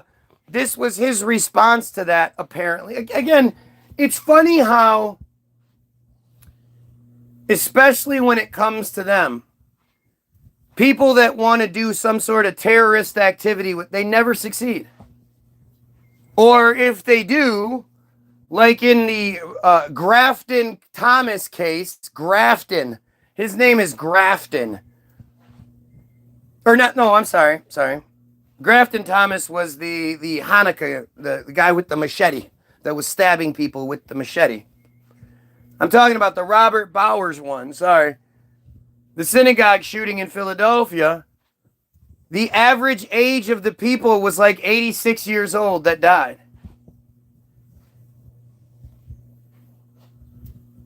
If not for the 2 retarded guys whose parents had just died and they'd become a ward of the state, they were the 2 youngest, like 59 and 57 or some shit. If you include those 2, then the average age is like 82 or something like that. You're telling me that a terrorist, a guy that was intent on doing as much terror as possible, killed 12 fucking old people? Like, people that, if you said, hey, that person died last night of a heart attack, or just that person died of old age, everybody would believe you? Almost like it was a setup. When the first responder said it looked like the first 6 people had all been in a line because they were all laid out in a line, like they'd been shot standing right in a line, like somebody drug them into position. That's weird.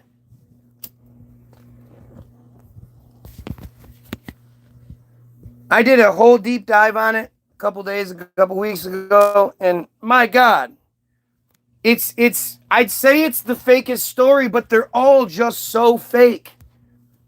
And they all have to do with the secure community network. Strengthening the secure community network in whatever state or town they're in, whatever. And the secure community network is terrifying. It connects 90% of American friars are connected here. Let me read this to you. Oh wait, we're still doing this. I'm sorry. Let's continue this. This is just as important. This is just another wing of the secure community network, but you guys got to hear this. Launched in 2017, Act.il sends activists on missions to like, comment, share, flag, respond, blah, blah. To like, comment, and share pro-Israel material on social media, and to flag, report, and respond to Israel's online critics. Users jump from platform to platform, countering criticism of Israel with talking points and images that reflect a right-wing Zionist understanding of friar and Israeli history, culture, and politics. The app encourages Israel supporters, and particularly friar Americans, to imagine themselves as soldiers fighting for Israel on the front lines of a vicious cyber war. In doing so, these supporters form a network with Israel's actual soldiers. The app CEO, Yarden Ben Yosef, is a longtime Israeli intelligence officer who told the four blah, blah, blah, blah. I got further than this. Okay. Act.io emerged from the IDC, the Interdisciplinary Center, Israel's first private university, which is located in Herzliya, at the heart of Israel's Silicon Valley, or Wadi, and deep ties to the Israeli military and state apparatuses. During Israel's 2012 incursion into Gaza, the IDC established an emergency, quote, public diplomacy center to address concerns about the country's image. The center was revived 2 years later when the IDF killed thousands of Gazans during another military operation. So they're literally telling you that whenever they do something like really atrocious, this thing kicks into high gear, right? Oh, it's clearly the Iranians. Look at the dumb friar, the IDF soldier. The IDF baby killing fucking rapist. Talking about this article in the Jewish Currents must be Iranian. Yep, it's the Iranian terrorists that are doing this. It's not you pieces of shit. During both campaigns, Israel's military overpowered Gaza on the ground. Yet, because Gaza doesn't have anything. Gaza doesn't have a military. Gaza isn't even like a recognized place per se. They barely have any sort of form of government. So for them to have a military is like a joke. They have rocks and sticks, and that's all you ever see. You hear about all these times when supposedly, Hamas or somebody in Gaza launches a missile towards Israel's skyline, and so it can be shot down, obviously. But you never actually see footage of Gazans, of Hamas, like waging any sort of attack. The one time you did hear about it was the October 7th bullshit, but good luck finding any actual footage. I've tried. There is no footage of anything. Like they'll be like, look, here's some footage, because apparently the IDFs or the Gaza militants who had on military outfits and, they wore body cameras while they were doing this for some fucked up reason. Like, it's just so stupid. But if you look up October 7th, attack footage, it starts by showing you the footage from the Gaza militants' perspective. He's walking towards a white car and he yells something and then shoots at it. And then it shows you the footage from inside the car. The car had some sort of dash cam footage or something that shows you both perspectives of that attack. Where the fuck did they get that? They just happen to have that shit. It just happens to line up like, hey, look, this is the opposite. Good thing those militants had body cams on so we can show this on the news. And hand gliders, don't forget them, right? The paragliders. The flying go-kart. Because that makes sense, doesn't it? This what I'm talking about. This sounds like a believable, legitimate narrative, doesn't it? Like it's the dumbest shit. They come at you with the dumbest shit, and then they look at you like, are you going to say something? And if you don't say something, then they know they have you. Yeah, Israel's the greatest military in that region. And for some reason that day, they just failed. Although they were able to kill 1,500 Hamas inside Israel within the first, hour or some shit like that. Like, the numbers that they say are just stupid. People have to remember, on November 7th, 2023, I, based on a hunch, thought, I wonder if because you hear about, like, with Handy Sook and other events where you hear about the donation pages or the Wikipedia pages or whatever it is being created before said event, I'd actually done it for myself once, accidentally. I was curious about Israel and Russia's relationship, and this was I don't know, within 6-8 months of the invasion, the unprovoked invasion. And so I already had it in mind that like, I already knew about the Handy Sook stuff and the Israel. I just put in like Israel-Russia relationship into the Google machine, and lo and behold, the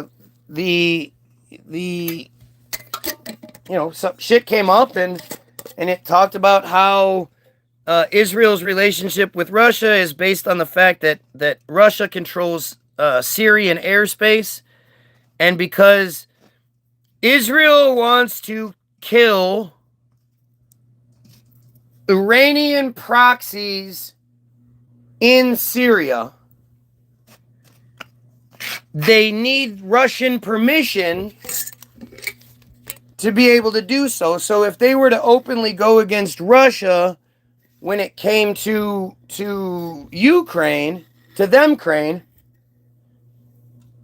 then they wouldn't be allowed to use that airspace over Syria to kill Iranian proxies. Just such insane bullshit, right? And so I was wondering, because you kept hearing this narrative that Ukraine was asking Israel for help.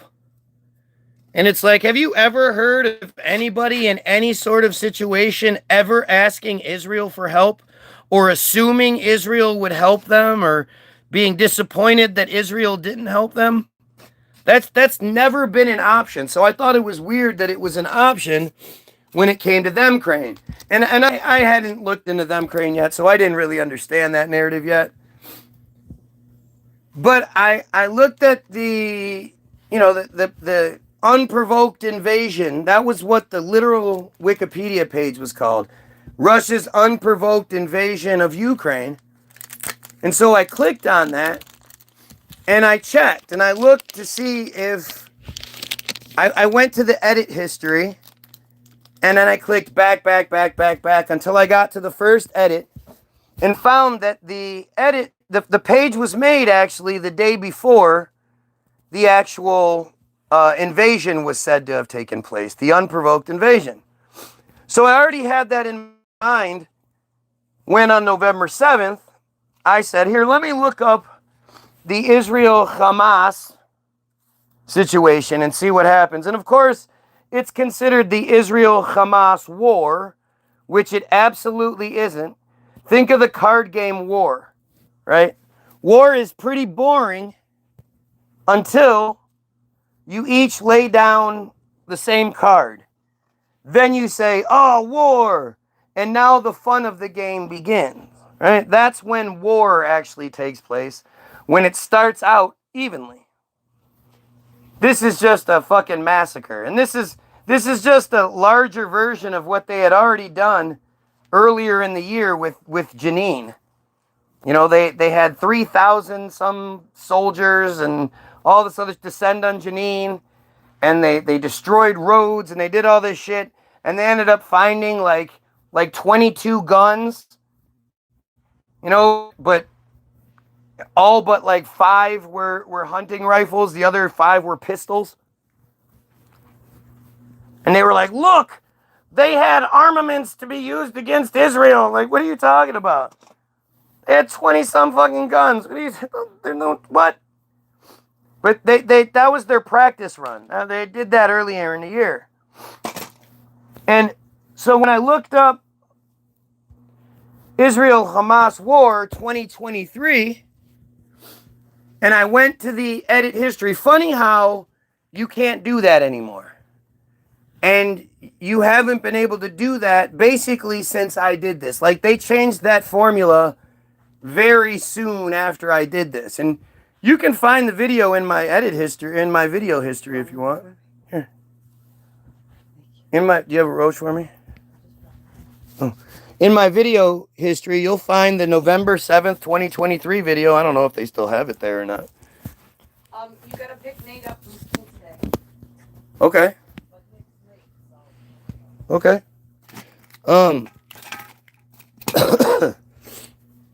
So again, you can't do this anymore. But at that time, you could go to the page, click edit history, and then click back until you got to the first edit on the page. It was pretty simple to see that. The paper trail, the transparency was there. You could see it pretty easily. So I decided to go do that, and I went all the way back to the first edit. The attack on October 7th was said to have started at 6:30 a.m. October 7th, 2023, local time. The Wikipedia page was made, well, the first, I don't know when the page was made. I can't say that. But I can say that the first edit on the page was made at 6:22 a.m. local time, October 7th, 2023. I saw it with my own eyes. I read it to you guys. This isn't secondhand information. And again, you can go look for it yourself. Go look at my November 7th, 2023 video.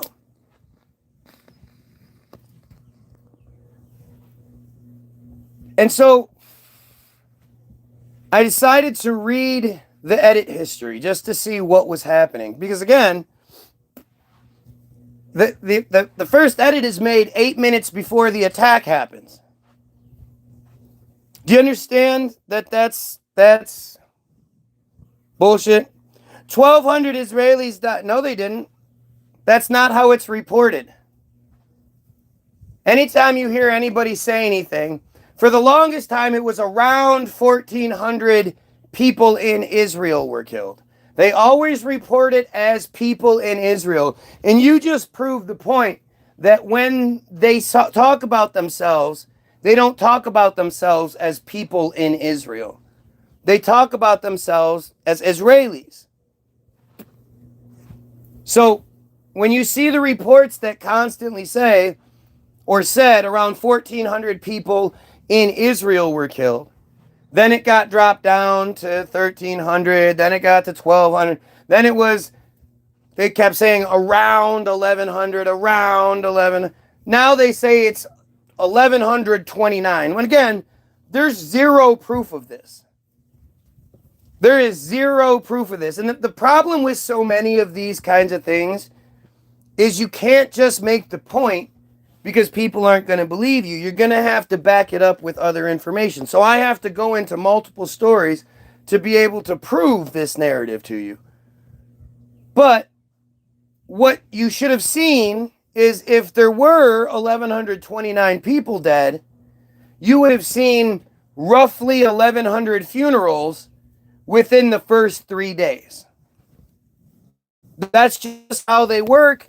They believe that they have 72 hours to get the body into the ground, to fall into their religious bullshit, and if they don't, like it's a big deal, but that belief supersedes law. And I'll tell you about it in a second here. But there's literally no proof that any of them died other than a list of names generated by the IDF, most of which are privates or other military positions, because apparently they all have to serve at 18. But literally outside of the IDF list, you have zero proof. They'll show you a video and they'll be like, look, 3 IDF soldiers throw a grenade into a storage tanker that a bunch of Israelis are hiding in. So you'll see that it'll be the one IDF militant standing on top of something filming things. The other IDF militant standing there with a gun, while the other IDF militant pulls the pin and throws the grenade in the thing. and then they all turn around and run. And you don't see any explosion. You don't see anybody trying to run out. You don't see anything like that. You don't even see a group of people terrified, but there's only 2 people there. So they could just rush them, and they would at least, save a few of them because they could overpower. Nope, nothing. You see them throw the grenade, turn and run, and then the video ends. But you're supposed to believe that a bunch of Israelis were in there. Like, this is the kind of shit that they show you over and over again. And so it eventually settled on the 1129 thing, but when I was reading, so I decided to read the first 3 hours worth of edits. So I read from 622 in the edit history to around 930 on the edit history. And you would not believe how many fucking edits I read. It had to be 500 edits. It seemed like there was a crew that was doing it. One person would lay the foundation. One person would move things around. One person would check spelling. Another person would add to whatever the part was. And then a final person would just shine it all up real good. But I read for the first 3 hours, them laying out what ended up happening in the next day or two. Things that Netanyahu ended up saying. Didn't say within that time frame. And one of the things they said was that the Hamas launched 5,000 rockets in the first 20 minutes. It happened so fast that there's no footage of it. But 5,000 rockets in 20 minutes is 4 rockets every second for 20 minutes. Do you know how expensive that would be? Where did Hamas suddenly get all that weaponry from? All of not just the rockets themselves. How many rocket launchers do you think you would have to have firing in a very coordinated effort to ensure that 4 rockets were firing every second?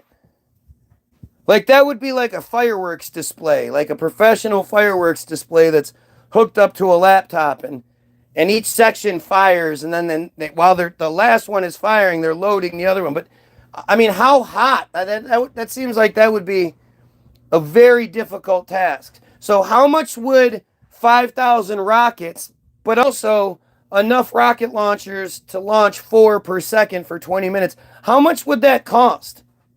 How did they sneak that into the area when they can't even sneak in lumber to rebuild the houses? How come they could only do that once? I'd been saying it for years. The Iron Dome isn't real. What they do is they shoot rockets into an agreed upon coordinate area, and then they shoot it down. And then they say, oh, look, here's footage of the Iron Dome shooting down yet another missile attack on Israel. Because everybody always shoots 1 or 2 rockets up into Israeli airspace. Never directly into Israel, up into Israeli airspace so that they can be shot down.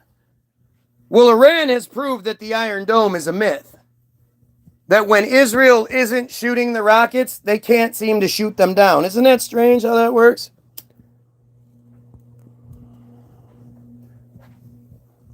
But another thing that was said in that 3-hour window was that they had killed 1,500 people in Israel.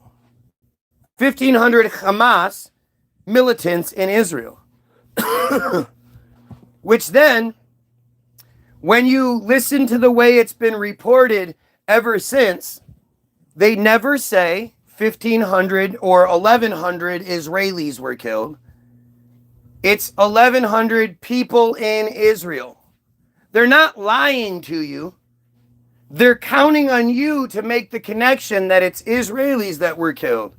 But they're telling you the truth. They killed a whole bunch of people inside of Israel that day. Apparently it's 1,129 according to their records. Who gives a shit? But this is the part where you have to understand, it's all manipulation. So, like I told you, I was going to prove it to you. It just takes a little bit. So something that happened 3 weeks after October 7th was there was a woman in Detroit. Her name was Samantha Woll, W-O-L-L. And her story is a great example of what I'm talking about. So, what was it? 3 weeks to the day. So, October 7th, whatever. November, I don't remember. Is it October 31st? Yeah, it's Halloween, so it'd be the 31st. So the 30th, I don't know. She was at a wedding the night before. Apparently, she was so drunk when she finally got home that she forgot to close her front door. And I don't know, sat in her living room and looked at her phone. I don't know. The whole thing. She supposedly had this really advanced security system that could tell when people were walking and I don't know. But it also said that she never closed her door. She apparently fell asleep, and there was another man. There's this black dude named Michael Jackson Bolanos who was out committing crimes that night. And like I say, if they, with Michael Jackson Bolanos, they said that they were able to track his movements all the way back, like he was on foot. And he had taken some buses and all this. He was out committing crimes, taking buses to all the way into her neighborhood. Just makes no sense, right? But they said with ring cameras and security, they were able to track his movements all the way back to his house. So I don't know why they can't do that with the Temple guy, but that's a different story. Michael Jackson Bolanos, at first they reported the story that she had been killed at around 1:30. But that didn't match up with the narrative. So the narrative then changed to between 5 and 6 or 5 and 6:30 or 5, something like that a.m. One of her friar neighbors was out walking the dog and stumbled across her dead body laying on the sidewalk. Like you could see a blood trail into her house, and she had, I guess, collapsed on the front lawn, and she had stab marks all over her face and chest, and it was gruesome.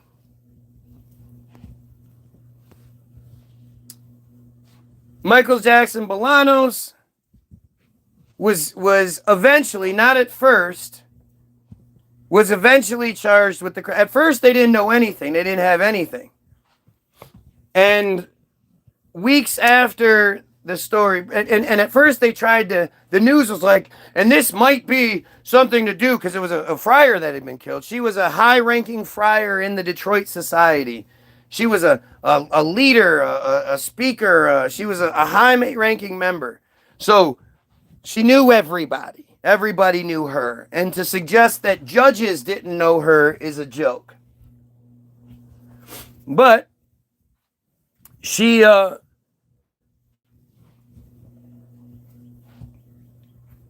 first a man was arrested, and the whole thing was secret. For some reason, they kept it secret.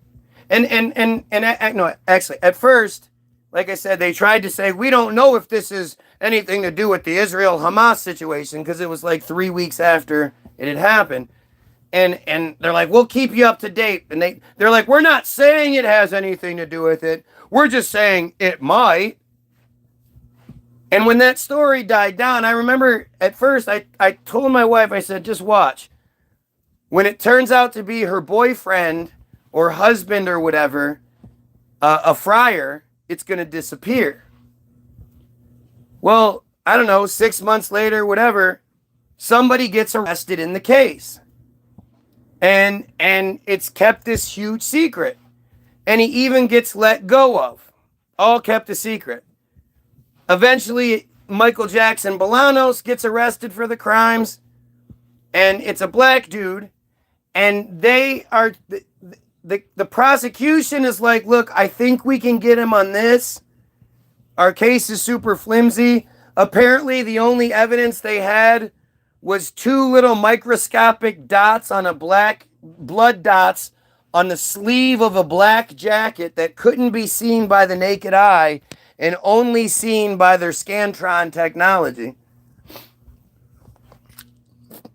But the friar judge added charges, like unprecedented kind of shit, where the friar judge was like, no, you're going to charge him with hate crime this and hate crime that, and like just threw all these extra charges in there. And that's not how prosecutions work.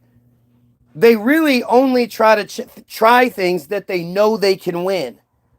If there's any sort of flimsy, any sort of questionable thing, they don't even try it. But this friar judge was so adamant that this was a hate crime only because she was a friar.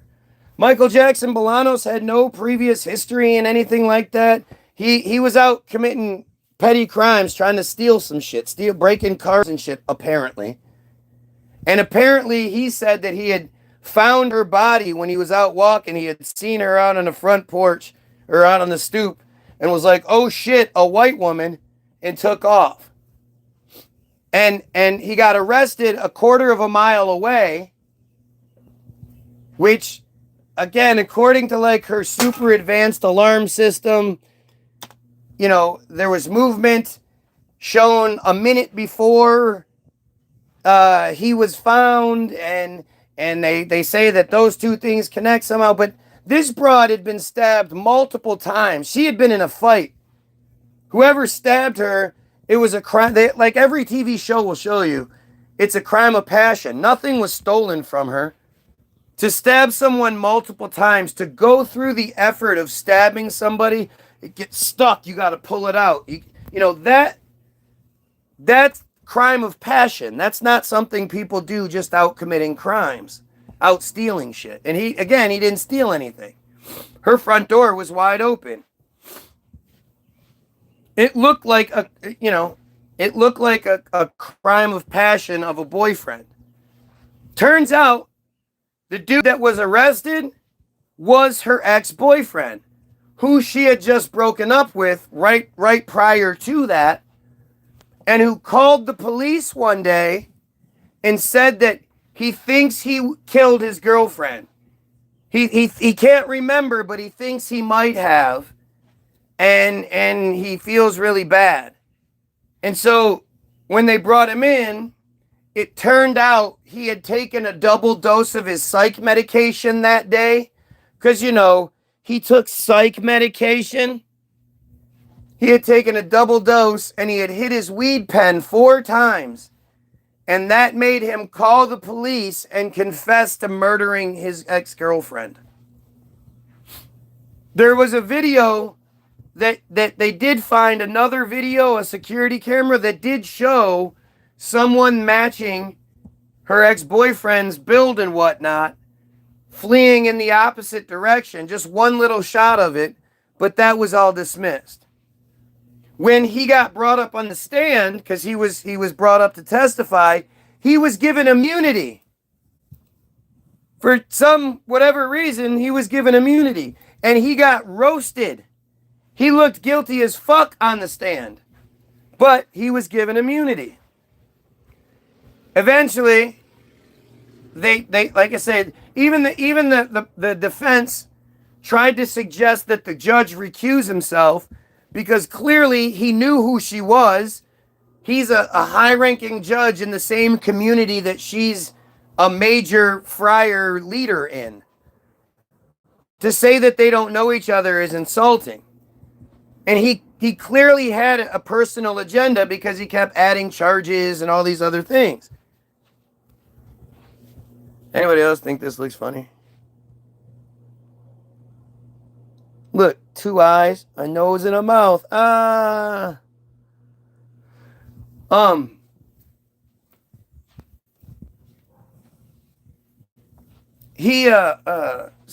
They tried everything they could. They tried to, the judge refused to recuse himself, which again is just insanity. the judge kept interrupting during defense, during statements and whatnot, like opening statements and closing statements. The judge is just violating every rule possible. And after everything that they tried to throw at him, the only thing they could find him guilty of was lying to police. So he got sentenced to 18 months. To 25 fucking years for lying to police. Does that even begin to make sense to you guys? Well, let's take it one step further, because this is the reason I brought it up, was when I say there should have been around 1,100 funerals in the next 3 days. If you read I think it's October 21st. Yeah, it's October, sorry. So this thing happened on October 21st.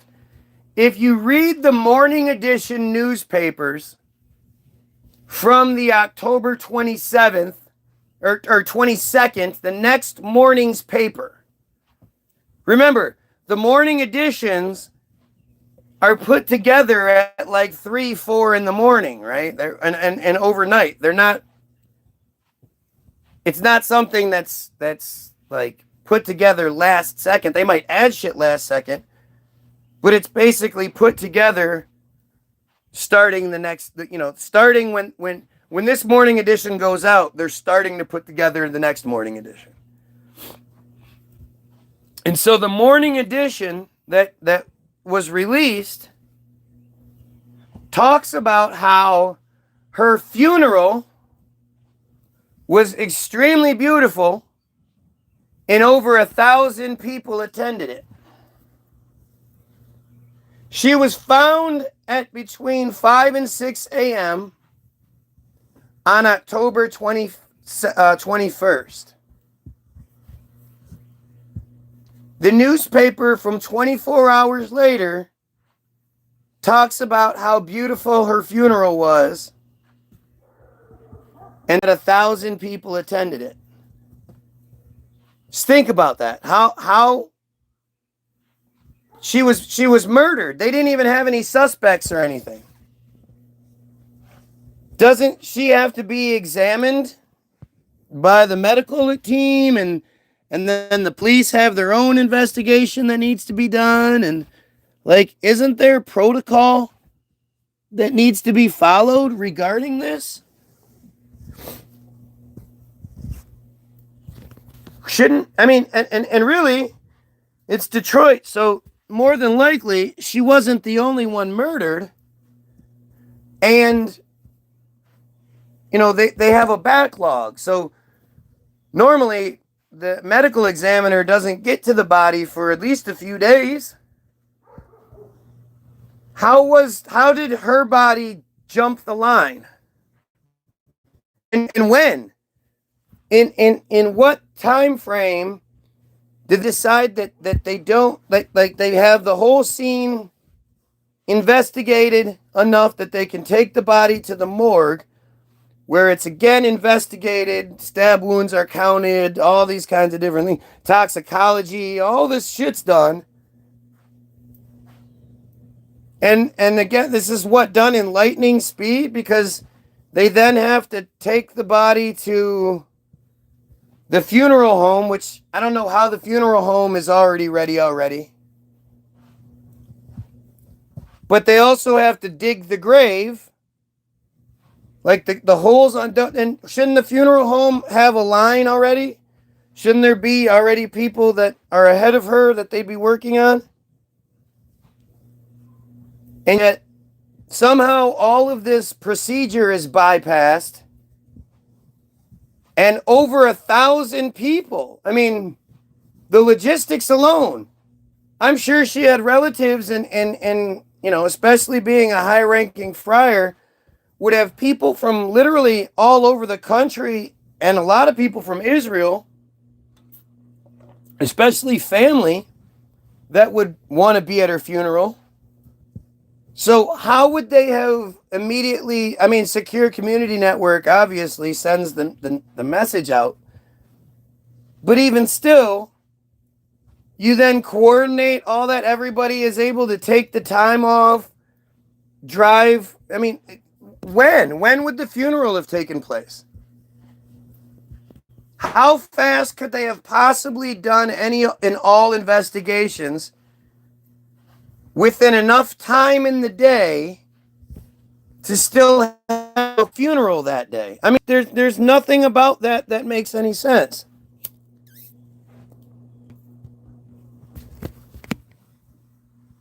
Or do you think so?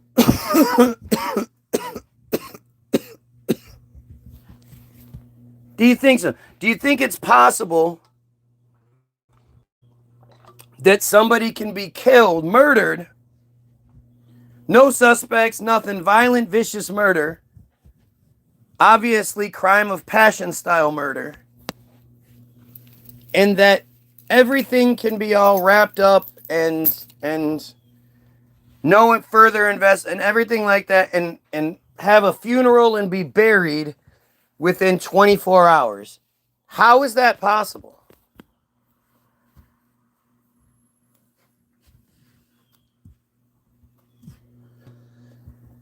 Seriously. I mean, you can hate me all you want. You can cry all you, but make that make sense. How does somebody have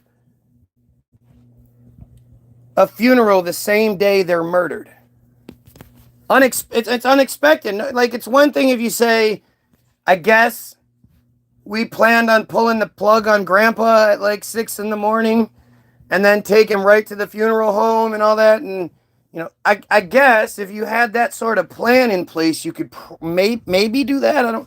I don't know. That seems to still have to bypass a lot of like mundane sort of procedure that would have to go, like investigations and reporting and all that. But I guess if you had prior knowledge, maybe you could do that. But this chick was fucking...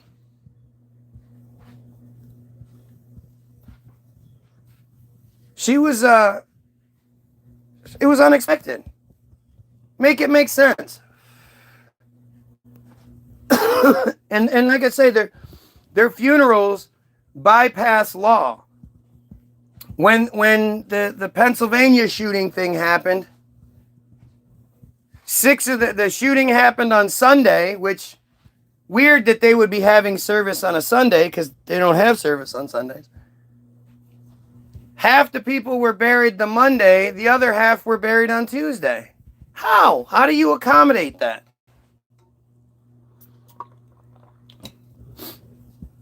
But their funerals always supersede law. According to the narrative. I mean, there was a story 6 months prior to October 7th where apparently a couple of militants went to a gas station and started shooting, and they killed 4 people. 2 girls under the age of like 21 or some shit, another person in their 20s, and then an older man. And that's how it always is when it comes to their casualties. It's basically, if there was a car accident and a couple of people died, they then use that situation and martyr that person by saying, oh, they were killed in a Hamas attack. Because it's always enough people to be in a car accident. If you had 2 girls in their 20s and another person, or 2 girls, under 21 or whatever, and another person 26, 28, and they're hanging out and they get in a fucking really bad car accident, and then you also have an old person that you can pull the plug on, hey, family, your person's not going to pull through. Can we use them as a martyr for the friar cause? Of course, of course. You can stage whatever scene you want. When it came to the 2 girls, there's something called a settler rampage, where the settlers will form a long line, and as they walk, they just destroy, like, you know how they form long lines when they're searching for something? You know, they form a line of people and they search. It's the same thing, except they destroy everything in their path. It's called a rampage. Very well documented. On this day, a settler rampage happened 2 hours after the whole thing went down.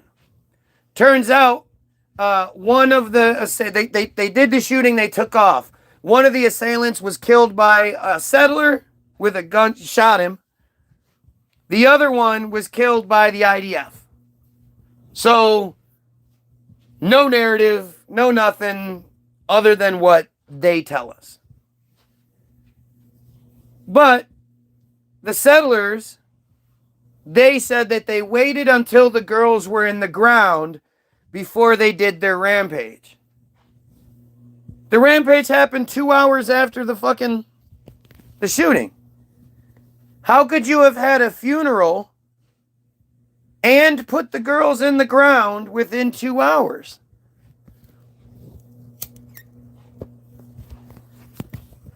Look at all of the ad hominem in my comment section, right? Desperately trying to change the subject, desperately trying to get attention for stupid shit. Nobody's addressing what I'm saying. Why is that?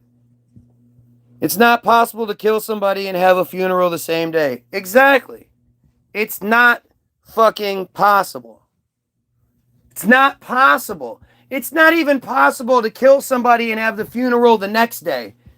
Especially when you have somebody that's some high-ranking piece of shit that over 1,000 people are going to attend, and people from all over. Like, again, she would have had lots of relatives from Israel. But this story is just what it is. It just shows you that to them, the funeral is super important. You know that they're the only... Have you ever heard of anybody attacking a funeral? Don't you think attacking a funeral is sort of like, it doesn't matter who the piece of shit is, they're not going to attack a funeral? That's fucking crazy. Sure, maybe you heard about some gangbanger attacks back in the blood crypt days of the 90s, fake bullshit that they manufactured. But for the most part, no one attacks a funeral, right? Shireen Abu Akleh was a 20-year veteran of the press. She was very highly regarded, an American citizen that was dual Palestinian citizen. She was a very, very prominent reporter for Palestine, and she spoke up, and she reported things that a lot of people wouldn't report. She was a target. 20 years, she was beloved by the people of Palestine. But she was also an American citizen. And she was a Christian. There's video of it, too. So she's walking. She has on a body armor piece that says press. And she has a body armor helmet that says press. There was just an incident that took place. And they were there to cover it. After the fact, after everything had sort of calmed down. Her and her colleague go walking in one direction. The group sort of is like, all right, we're gonna go take a break, and then we'll come back here and we'll finish up, and we'll, whatever. And so Shireen and her colleague go walking off in the other direction, and the guy with the camera is like looking around. All of a sudden, you can hear pow, pow, pow, and screaming. And he turns and he looks. And Shireen has been shot in the head. They were able to shoot her like in the face. She was walking kind of with her head down. So the press helmet is here. The only area you have is from like here to here. And they shot her in the face. And as she lay on the floor, on the ground, bleeding, her colleague was hiding behind a tree, like freaking out. This young woman. Anytime anybody tried to go render aid, they would shoot the ground around Shireen to keep people away. So this one dude had to like hop over this wall. He helped the one girl come across, and then he, risking his life, pulled Shireen in, and, you know, whatever. At first, Israel denied it, said that the Palestinians had done it. Then the tape comes out, and they're like, okay, maybe we did it, but it was, you know, it was a time of action, and we didn't know who was what, and it was like, nope, look, the tape shows it was a peacetime, and she was just walking, she had press, she had this, and then Israel's like, well, can we have the bullet so we can analyze it? And the Palestinians were like, no. And eventually, they said, okay, well, I guess we did it, but the guy that did it, he was killed in a different thing, so, oh well, sorry. By the time they finally admitted to doing it, which is a couple years later, they said that the guy that actually did it was killed in a different thing, so, wah, wah. So, let's say this shooting happened on a Tuesday. On Wednesday, because they can't have the funeral the same day, surprisingly. On Wednesday, Shireen's brother was kidnapped by the IDF. He was told that they were not to have their typical standard funeral for someone of her prestige, where they carry the casket from the funeral home to the cemetery, singing songs and waving flags. He was told they weren't allowed to do this. They dropped him off. He went to the press, told everybody he could. On Thursday is when they had her funeral, we'll say. It was a 3-day time frame. They have her funeral.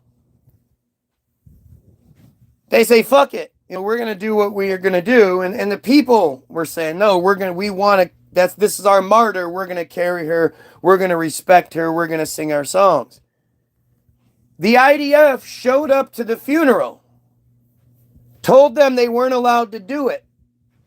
When they refused, the IDF attacked the funeral procession, carrying her casket, beating people with clubs and batons and smoke bombs and pepper spray and flashbangs are going off. And of course, they're in full body armor and everything. They're protected. They go at hitting the people that are carrying the casket. One person drops it. The casket almost hits the ground. Thankfully, they could catch it. I think Shireen would agree with me. I wish they didn't. I wish they would have dropped it and her body would have fell out. Because that would have been something that couldn't be covered up, couldn't be ignored. This, for some reason, the attacking of the funeral, that could be ignored. Right? That's fine. When asked about it at a later point, Netanyahu and company said that essentially they would rather the world see them attacking a funeral than the world see solidarity by the Palestinians. Despite everything going on, they're still carrying their flags and singing their songs. They attacked them for waving flags and singing songs. Then they came up with some story that they needed to arrest somebody. Like they couldn't have waited. Like they couldn't have done it at a different time. Like they couldn't have done it a different way. They attacked a funeral. Nobody else has attacked a funeral. Now get this. The day that they killed her, the Tuesday, you would think an American woman was shot in the face by Israelis. A female Christian press agent, all three off limits, right? Female Christian press, American, killed by Israelis. You would think that would be the top news. Guess why it wasn't? That was the day the grocery store shooting happened, where the guy using obvious military tactics, who, again, filmed himself, had a body camera, showed how he was clearly a trained military assassin. The way he moved, the accuracy, He went to that black grocery store and he shot like 3 people outside, then walked in, shot a couple people, leaned up against the wall, reloaded, came out, saw a white guy on the ground, said, "Oh, sorry," turned and went and shot a couple more black people. Remember that story? Yeah. That guy who had been arrested a year before with guns and explosives should have been in prison for life because of it, but was let go of because word from above came down. What? Wait, what? Yeah, look into it. It's fucking nuts. The story, like all of these stories, they don't make sense when you look at them like on the surface.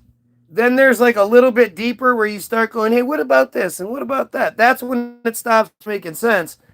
And then it makes sense again when you get deeper and you go, these are agents.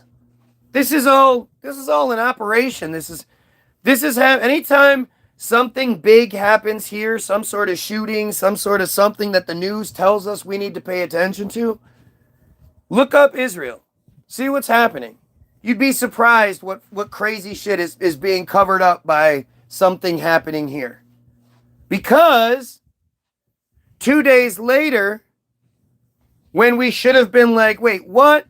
The female American Christian press agent's funeral was attacked by the same people that killed her, but are denying they killed her, but then they're attacking her funeral.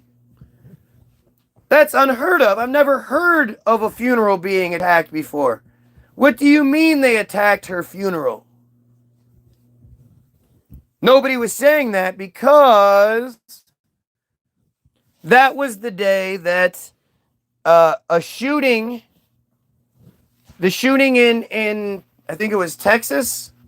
Was it Texas? The school shooting in Texas, where maybe it was New Mexico, where 19 kids and 2 teachers were killed, all of which were in the same classroom. But for some reason, all the rest of the kids were locked down in the school, and the parents weren't allowed to get their kids, some until like 3 o'clock in the morning the next, all the way through 3 o'clock, until they gave DNA samples. All the kids in the classroom were killed. Like it was all one classroom. They knew that everybody else in the school, they could identify which kids were killed. Hey, if you're alive, go to your parents kind of a situation. And yet the parents all had to give DNA samples in order to get their kids back. You remember that? But that was what you were focused on that day. Instead of the one American Christian woman whose funeral was being attacked. The only way you're going to cover that up, a funeral being attacked, you got to have some children involved. So, 19 kids and 2 teachers all in one classroom, supposedly killed. Stories completely vanished. Nobody ever talks about that shit anymore. But that's, of course, what American is going to worry about something that happened in Palestine when 19 kids were just killed? Nobody. You're going to pay attention to the 19 kids. Who's going to pay attention when that woman is killed initially, when 8 or whatever it was, 10 people in the grocery store were killed, black people were killed by this racist gunman, blah, blah. What are you going to pay attention to? Of course you're going to pay attention to the thing that's local. Right? This is how they get you. This is how they fuck with you, and they just keep shoveling this shit. Dude, I have 5 viewers and 24 likes with over 2,500 subscribers. Have you ever seen a live feed with 5 viewers and 24 likes?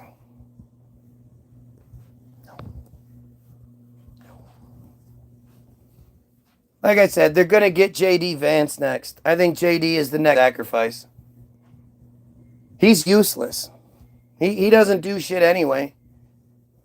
They're sending him off to go get killed right now, I think.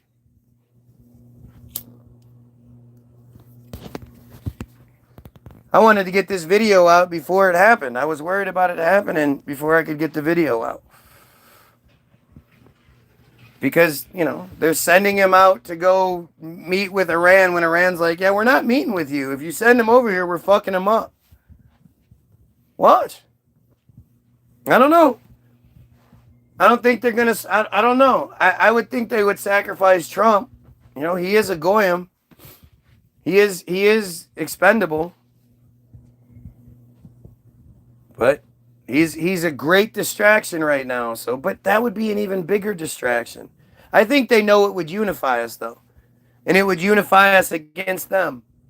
Notice how all the effort that's gone into the Charlie Kirk thing, not even a tenth of that effort went into the Trump shooting.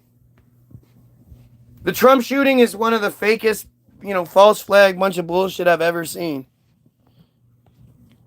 That was cowardly as gets out, LOL. It was the Palestinians. I remember a video about Hebrew claiming Palestinian beliefs loud in a church sermon, and people were trying to beat him up over it, kick him out, saying such disgusting things just because he said that, and then he was playing. Yeah. Who knows?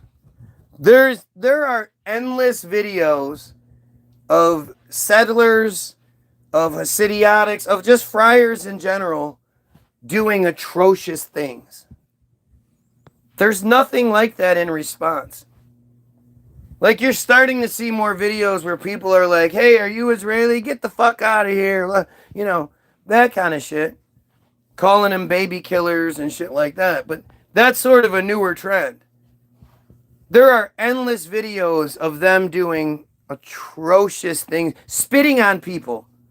Just look up Israeli spit on Christians. There are countless videos showing them spitting on, walking by in a conversation. And they just keep going. And all of them will spit on the Christian. The woman will just be sitting there like shielding herself. It's fucking insane. Yeah, I know it doesn't harm them, right?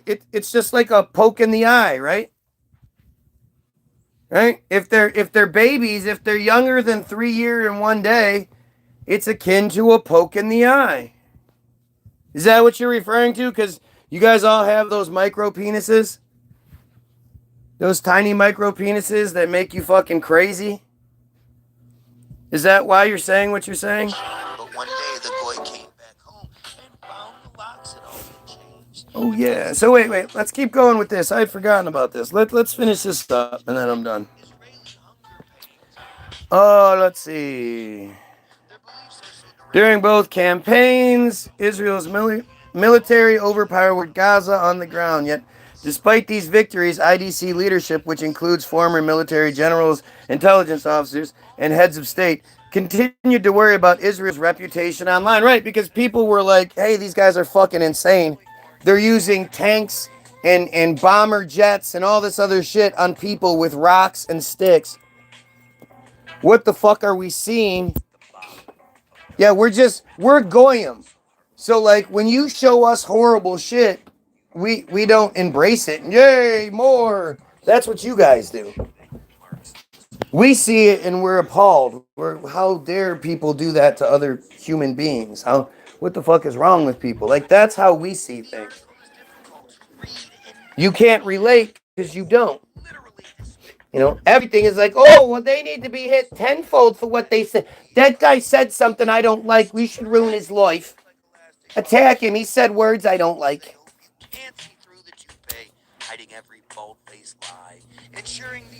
Like, they're fucking awful, man. They're awful. Now, hey, let's talk about somebody else, like the Qataris. Let's talk about them instead. No, we're talking about you, dumbass. I don't like spitting on people. It's wrong. Oh, well, but nobody's talking about you. We're talking about you in general. And clearly, you spit on people. I didn't know it was that deep. Yeah, pretty much what you've currently been talking about. Everything shit, this shit I've been talking about for years. Everybody's just finally figuring it out. They just don't realize they should be proud of their Semitism because they don't know, or proud of their anti-Semitism because they don't know what Semitism means. They think it means what they want us to think it means. The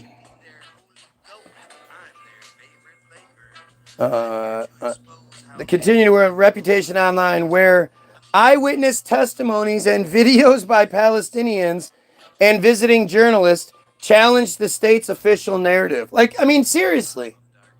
They're saying the state's official narrative, the story that the state gives, compared to the videos and the eyewitness testimonies. Like, we can obviously see it for ourselves. We followed your lead for far too long. Now that we can see it ourselves, we're like, hey, wait a minute. How bad does it have to be for you to hide behind the curtain of a blind man's disbelief? Like a Right. flower scented something that smells quite To stem the tide of online criticism, IDC students, with the support of the Ministry of Diaspora Affairs and other state agencies, so it's all funded really, really well by American taxpayers, set up a situation room where, according to a campus magazine, volunteers worked around the clock, scanning headlines, posting comments, and responding to messages circulating on social media. Does that not sound like what's happening on my feed? Especially with the immaturity that they display, like it's clearly high school and college kids. The people with you know,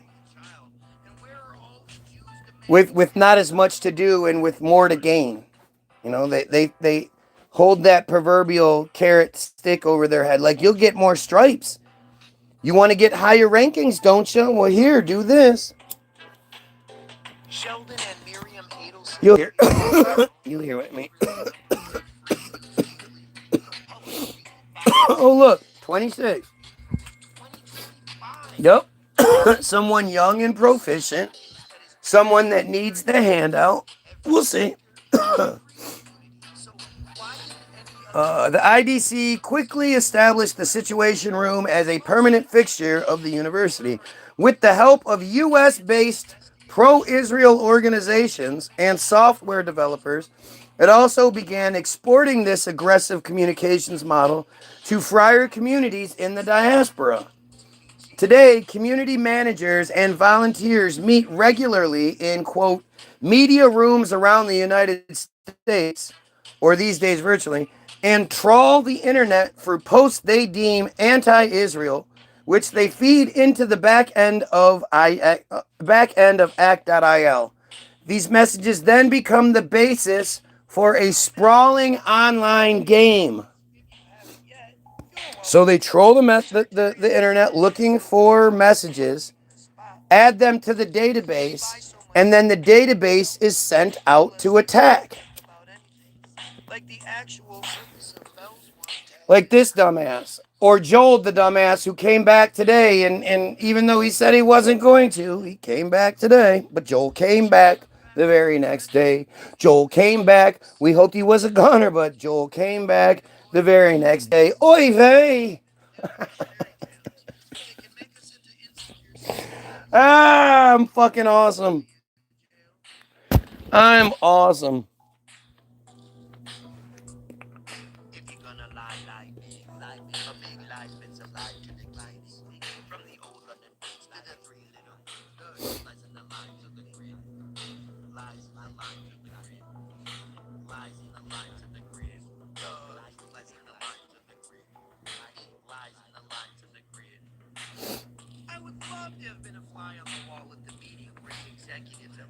Decided that regardless of the cost of those fake readers, their best bet was for them to supply kids with subliminal messages given as prizes. Beautiful pictures of what would be hidden, decadent visions before their disguise. All right. When a new user wants to become a Hasbara soldier, shit. I think Mary tried to do this. I wonder what happened with her. I wish she was around. Where is she?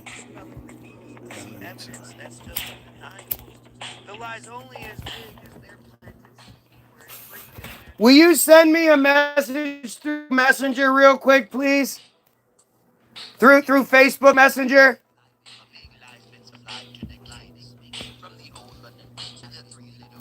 They create an account on the app and undergo a training regime with encouragement from a YouTube narrator who explains how the app can help upgrade your activism. The app then offers a series of missions to complete. Tapping a mission brings the user to a briefing where they are presented with a short description and a screenshot of the target. Thank you. Thank you. Conspired to use the blind eyes. Wired to desire their tired compromise, we fight the light despite the darkness.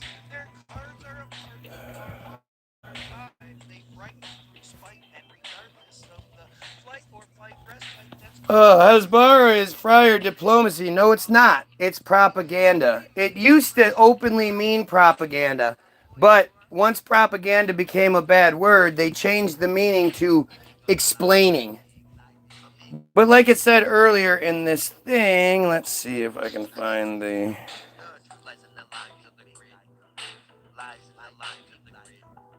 Yeah, I haven't heard...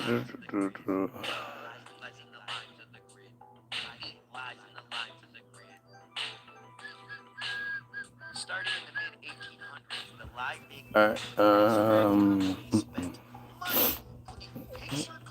as it moved online, Hasbara, the Hebrew term for Israeli propaganda pitched to foreign audiences.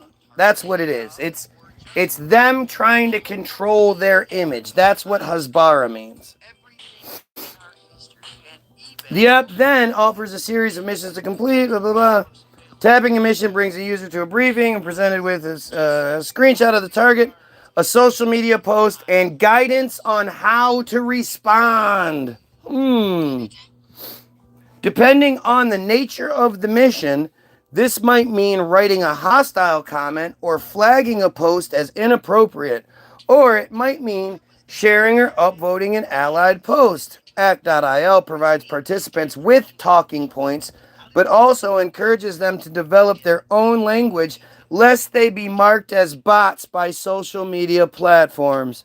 The user is then brought directly to the platform where the target appears and carries out the operation. Finally, they can jump back to the Act.il app to earn their reward. Users receive points for each completed mission, unlock badges for achieving certain objectives, and are ranked on leaderboards that display the top activists in a given month. Missions may vary widely in tone. Many try to tap into Israel's preferred image as a cultural haven and a technological powerhouse. Last spring, for instance, some missions asked users to comment on Madonna's Eurovision Song Contest performance to combat quote, culture hijackers using the supposedly apolitical event as an opportunity to attack Israel. Others directed users to comment on the failed Bereshit moon landing and marvel at how, quote, Israel, despite its size, can still make astronomical achievements. Gee, that's weird. Did you guys hear about Israel's failed moon mission?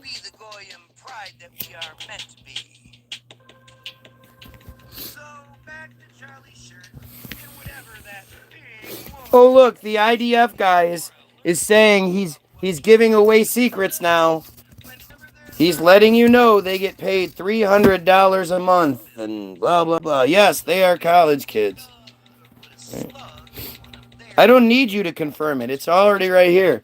Nobody believes anything you say. You're a lying-ass baby killer. Remember, you're a victim yourself, and yet you still keep going, still push it.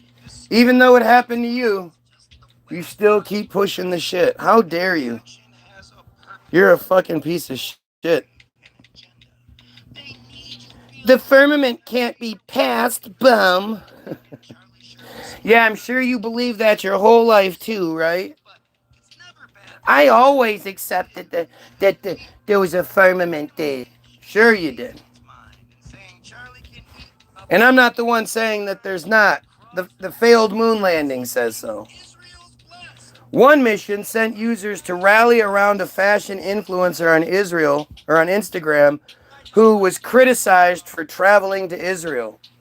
While some missions seek to distance culture from politics, others are explicitly political, asking users, for instance, to sign a petition in which criticism of Israel is condemned as anti-Semitic. Still, other missions plead for users to report videos on Instagram or Facebook that supposedly, quote, incite and glorify terrorism. Even if the offering content is a provocative music video set to a political song from the 1970s that doesn't advocate violence. That sounds kind of familiar. Bro thinks he knows everything, but doesn't know how to wash his ass. That's a comment an adult said. First of all, you're acknowledging that I'm smarter than you, right? I would never say, this guy thinks he knows everything, especially when somebody was talking about something specific. But what you're doing is acknowledging that I'm so much smarter than you, it feels like I know everything. I've never said anything like that. There's plenty of shit I don't know about. I'm okay with that. But you put me at such a high level, so high above you, which is weird for you, I'm sure, because Goyim aren't supposed to be. But then he doesn't even know how to wash his ass. Why are you talking about my ass, you weirdo? Fucking weirdo. You guys just can't help but be weird. This is what happens when you're taken out of public school at a young age and put into your yeshivas, where you're surrounded by a whole bunch of other inbred morons who their moms have been telling them how great they are their whole lives. And so nobody has any real sense of reality, and the burns that you use are just childish. Like, again, this just shows you the level of the act.il interference. You know? Oh, you don't even know how to wash your own ass. Oh, okay, buddy. That was pretty good there. Right? You're fucking stupid, man. Each mission is accompanied by a title card that fits the hyperbolic language of ACT.il's directives. While cultural missions tend to have a positive slant, yeah, right. With heartfelt pink and purple title cards, many missions feature explicitly racist language and violent imagery. These cards feature depersonalized, closely cropped, angry red photos of anonymous Arab males wearing keffiyehs, throwing stones, setting fires, and rioting. One mission asked users to like a Twitter comment responding to an article from the Reuters news service. The vast majority of Gazan deaths were terrorists. Has a title card that shows the head and hand of a keffiyeh-clad young man ready to launch a stone. Another card shows just a hand holding a knife dripping with blood, an allusion to a spate of stabbings committed against Israelis in 2015 and 16. Supposed stabbings. Yeah. Supposed stabbings.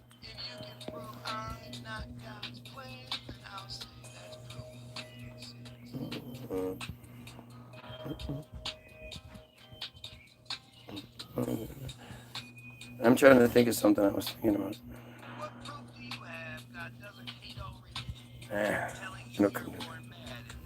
One defining feature of the ACT.il network is its no logo policy, an explicit practice of removing sources and context from publicly shared images and documents. As the ACT.io website and promotional documents explain, the no logo policy is designed to persuade people who don't already have strong opinions about Israel. It functions as a kind of anti-brand, making ideological statements appear neutral and organic. Yeah, that's what it does. Context highlights the subjectivity of of political rhetoric. Act.il aims to wash context away and thus portray particular right-wing Zionist views as obvious or indisputable. But again, they never actually say anything good. I've never had any of them come in and start talking about the good things. Right? Oh, here we go. Some psychosis. Yeah. The same old thing. Schizophrenia. They think mental illness is funny. So they use it as their burn all the time. They've all been taught to do it. Don't engage in anything because the people are right. I'm right about everything. You can't engage with me because I'm right and you're going to look stupid. So instead, make him look crazy. Call him crazy. If we can get people to say he's crazy, then crazy is dismissive. In keeping with this strategy, Act.il's website presents the app as it's just a grassroots app. Grassroots.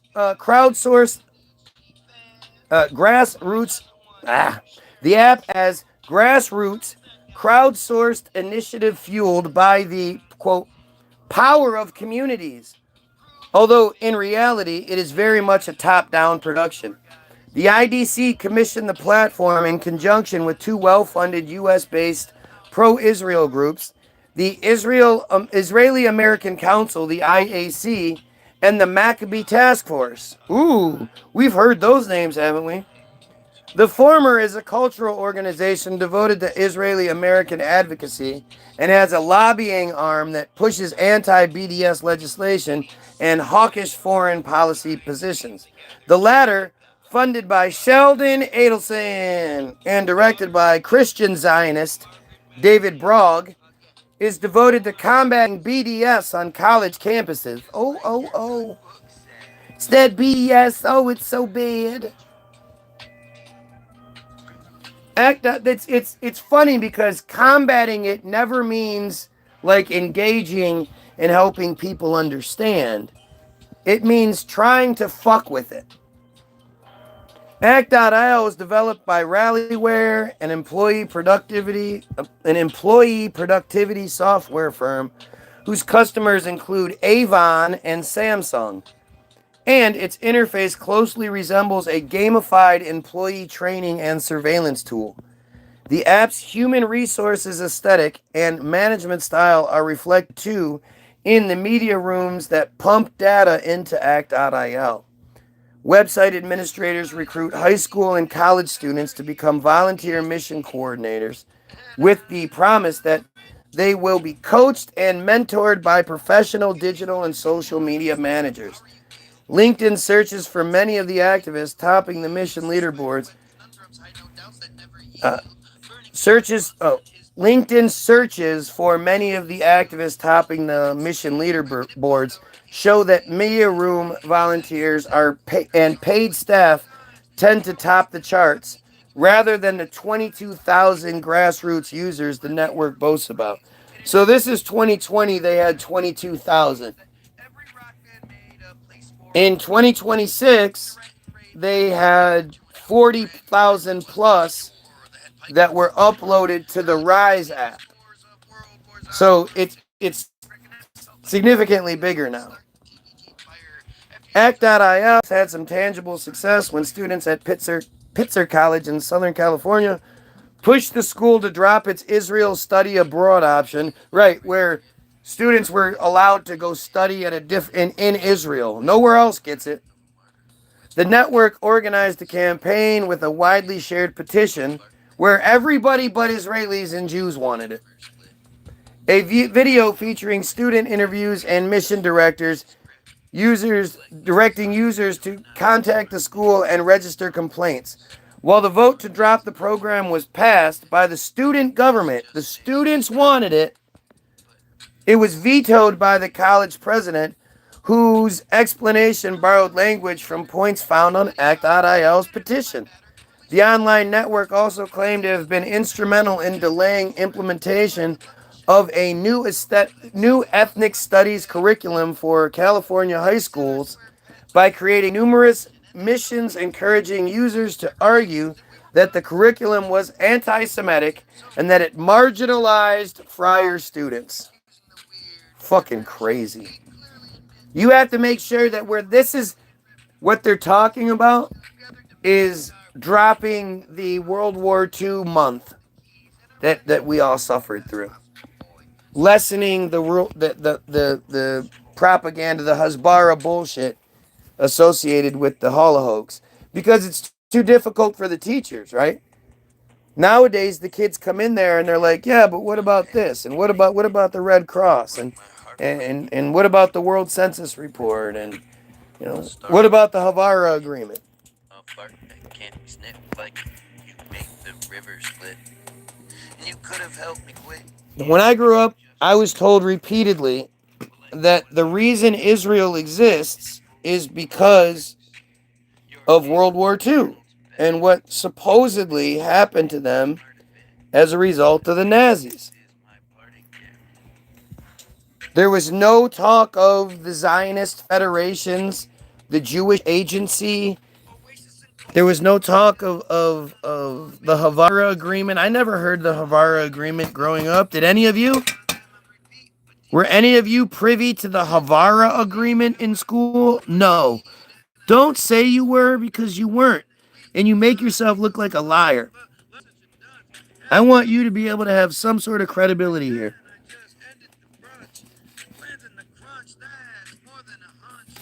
But you're dumb, so you probably are going to fuck this up.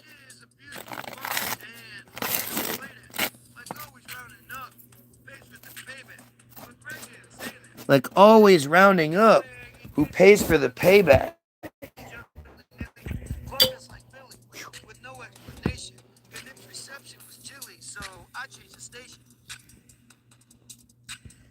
If you're a TBG fan, don't be stupid. Obviously, we want nothing bad to happen to this man or his family. We just wanted a someone to know how bad they can hurt nobodies, even if that's not their intention. If you tell Starving, I'm reporting you. Are you reporting me for reading an article? you can't play the big That seems weird, don't you think? no explanation.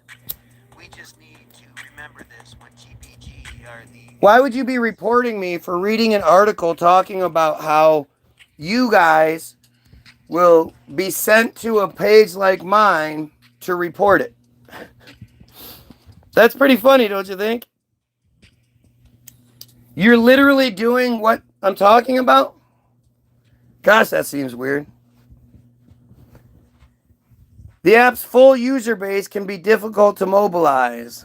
In May 2019, Act.il directed its users to an, quote, emergency web page of specific mission design to defend Israel when the military opened fire on protesters participating in Gaza's Great March of Return.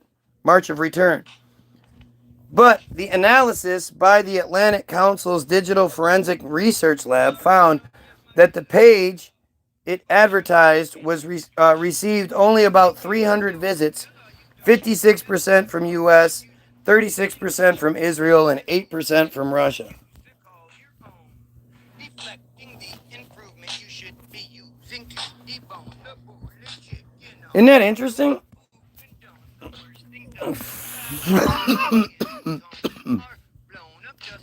Intensity, however, can make up for lack of breadth.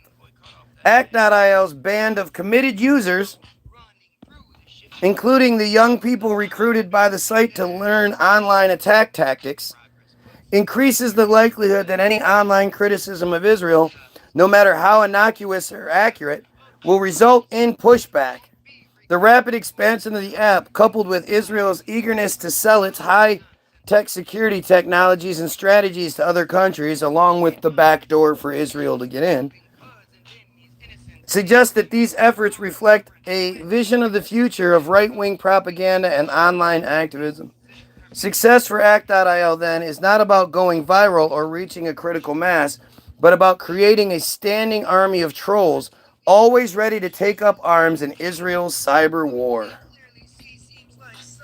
Isn't that crazy how I just made all of that up?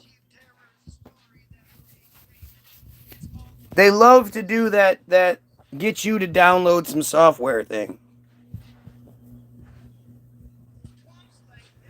So this goes back to Robert Maxwell, Jizzy's dad, and how Robert Maxwell sold U.S. government establishments, military facilities, all that, an Israeli software called Promise, Promis, which supposedly, made things, but it gave Israel a backdoor into all these different U.S.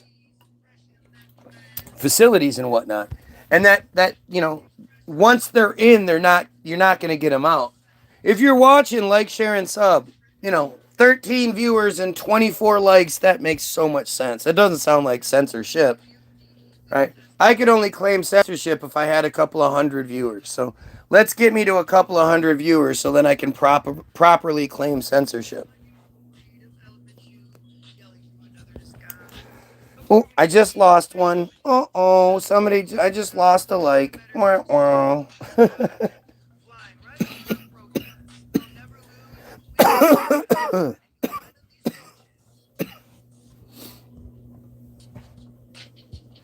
Now, this is all so obvious and so in your face. Like, it's you have to understand how you're being manipulated in order to fix it. And everything I talk about, every single thing I present you, it's all backed up by their stuff. Listen, like I said, the JD Vance thing isn't. I still think, again, JD Vance is about to be kirked. Just keep that in mind. I don't have any reason to say that other than look at what's happening. They're sending him into these really dangerous situations. But, like, just look around, you guys. Go play in traffic, right? I should go kill myself. Oh, because I'm, like, again, who is going to be this mad at what I'm talking about outside of them? And I'm the guy that's sitting here saying we need to protect Jewish children first and foremost. First and foremost, let's protect the Jewish children, and yet I'm still being attacked by a bunch of friars who apparently don't agree.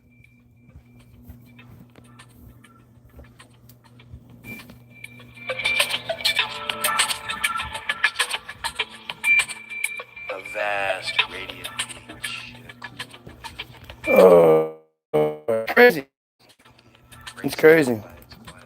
I need to grow up. Yes, I need to grow up. Stop thinking we should stop pedophilia and stop believing in a Sky Daddy cult. I need to start believing in the Sky Daddy cult. Is that what I need to do to grow up? You need to grow up. Be like me. I troll people who want to make things better and who think pedophiles should die. That's the definition of a grown-up.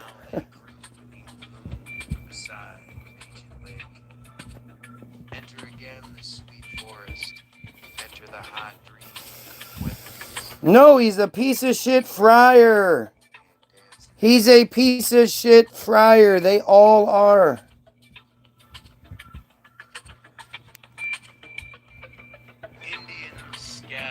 I want to sacrifice children now, so why am I not pushing friar bullshit? Shouldn't I be a friar then?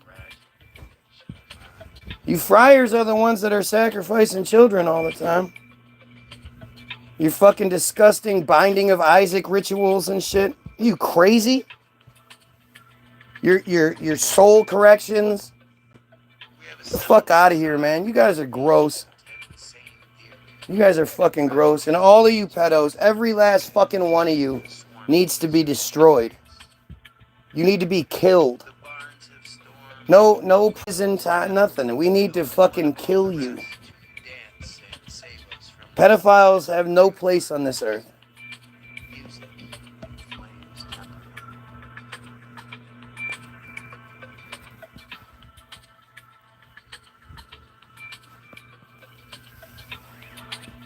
Anyway, go get yourself your free download, www.the-bilderberg, bilderberg-group.com. It is free. All you have to do is click 0 when it asks you how much you want to pay, and it's free. All we ask is that you share it with someone. Or you can donate. Donations are always appreciated. We do appreciate everybody that does. Thank you. But first and foremost, that's going to be your first link in the description. The second link you will come across, you're going to get a little bit of a description there. First, you're going to get the website. Then you're going to get the description, the evidence. This is the evidence that everybody's always looking for, but always ignoring. And the second link you're going to find is the one to Hollywoodism, the most important film ever made. Again, no Goyim involved. All them start to finish, front to back.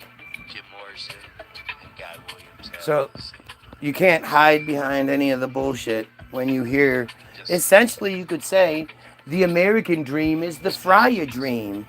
Right? That's they don't hide it. They talk about how somehow they controlled how they created and controlled Hollywood. They don't tell you that secret. But that they ran it with an iron fist, still do, and that they used it to create the world, not just the America they wanted to live in, but the world they wanted to live in. The greatest weapon ever created. And really, watch it, man. Watch the shit that they put out. When they try to compare themselves to black people, they're like, look at this racist film from back whenever.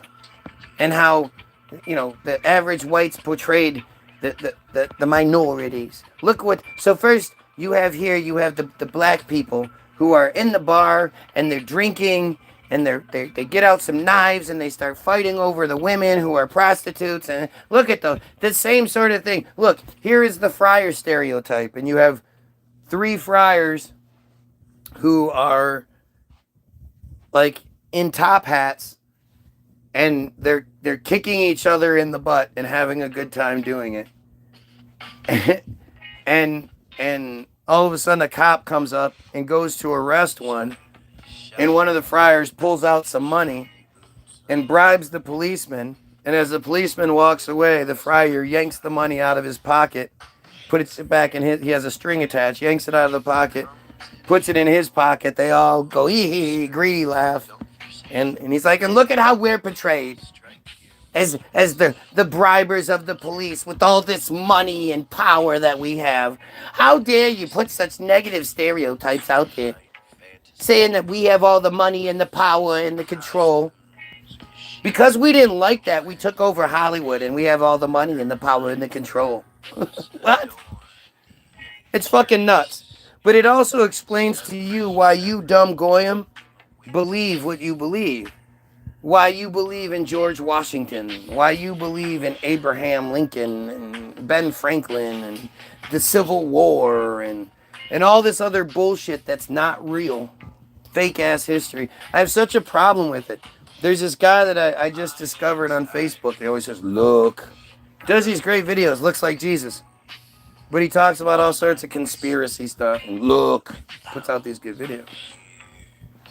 But I always ask guys like him, like, how do you decide which parts of the narrative are true and which parts aren't? Like, I base my shit always thinking it's just what they want us to know. But it's it's the stuff that makes them look bad is the stuff that you need to focus on, because that's the stuff that, even with the best spin, still makes them look bad. So that there's some truth to that, right? If they look bad as a result of it, even despite their best efforts, you might want to kind of pay attention to it. Again, not necessarily believing it. Like, I don't believe in 1882 the auto-emancipation pamphlet was anonymously written in German by the blah. I don't believe that shit. I don't think we know anything about the 1800s. I think we're being lied to about all that shit.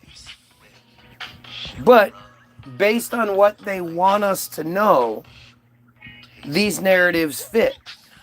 I don't sit here and tell you that, like this Tao guy, he does a great job, but it's like, again, you're picking and choosing, like, this is history. This was the actual account. This is where did that source come from?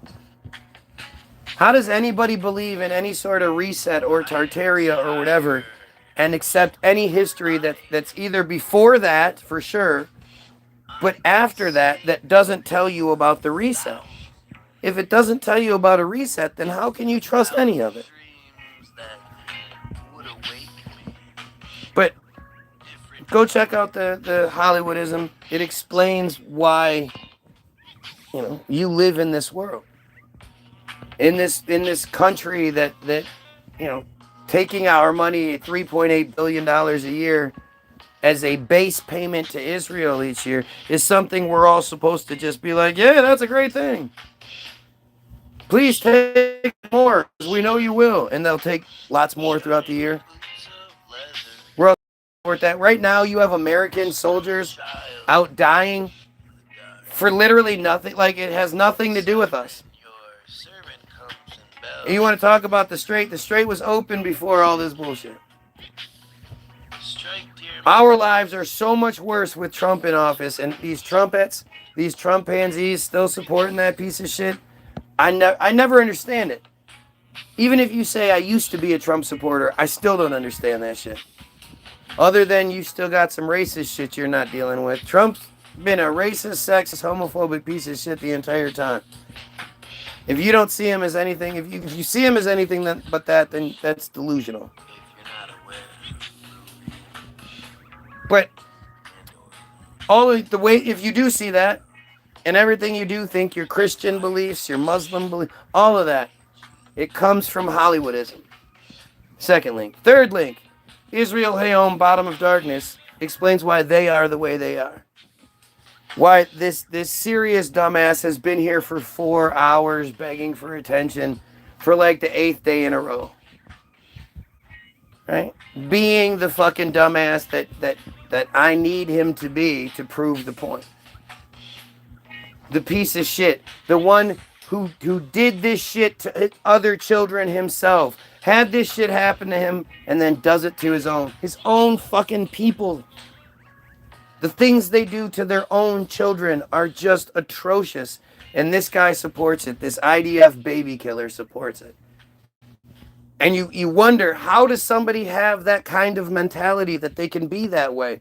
Well, because it was done to him. From 3 to 12, he was violently, viciously, ritualistically abused. Then became an adult at 13, and shortly thereafter was forced to do it to another kid to make himself have redemption. Because that's how that works. Transcendence and redemption. You transcend your sin onto the child by fucking doing horrible shit to it. And in doing so, you get redemption. If you look at all of their list of holidays, most of them are about redemption. How does one group need so many holidays based on redemption? How awful are you that you need so much redemption? And why does your redemption, especially Yom Kippur, involve children? Do you guys remember the attack this year that happened on Yom Kippur? The supposed attack where 3 people ended up being killed, 2 of which were by police gunfire. The actual attacker didn't actually have a gun, drove his car into a group but only killed 1 or something. Like, it's a weird... No, I don't think he killed anyone, actually. The only people killed were by the police, and 2 of which were bystanders, 1 of which was him. And they said he was trying to get into a room where there was a bunch of elderly people and children. Why were there elderly people and children in a locked up room on Yom Kippur?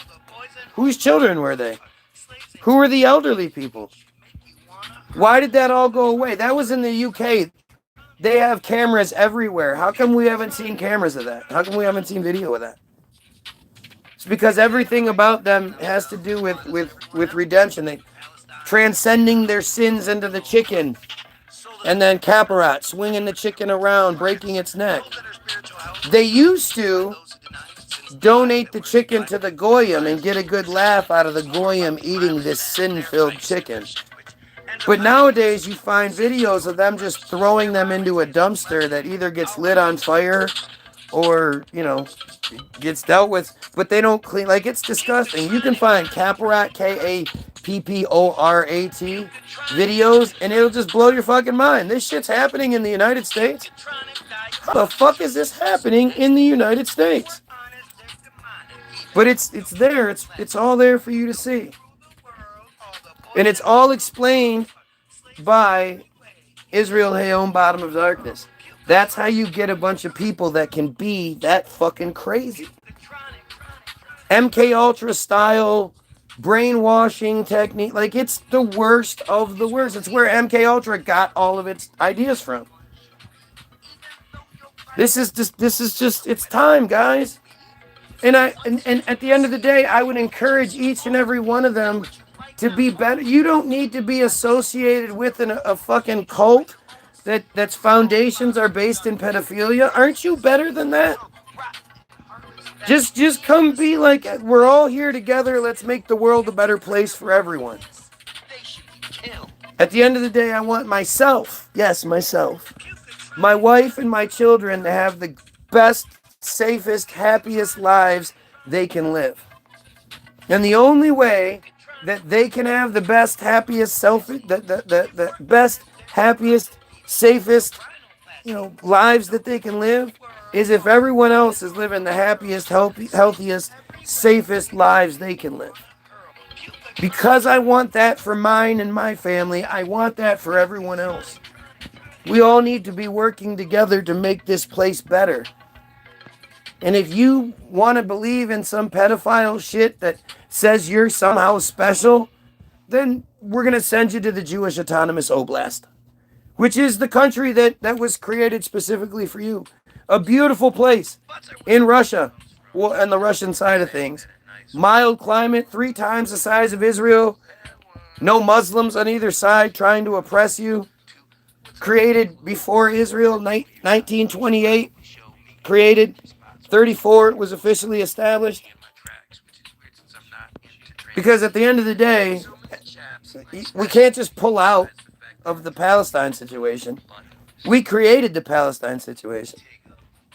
We armed one side of the conflict exponentially and left the other side to die.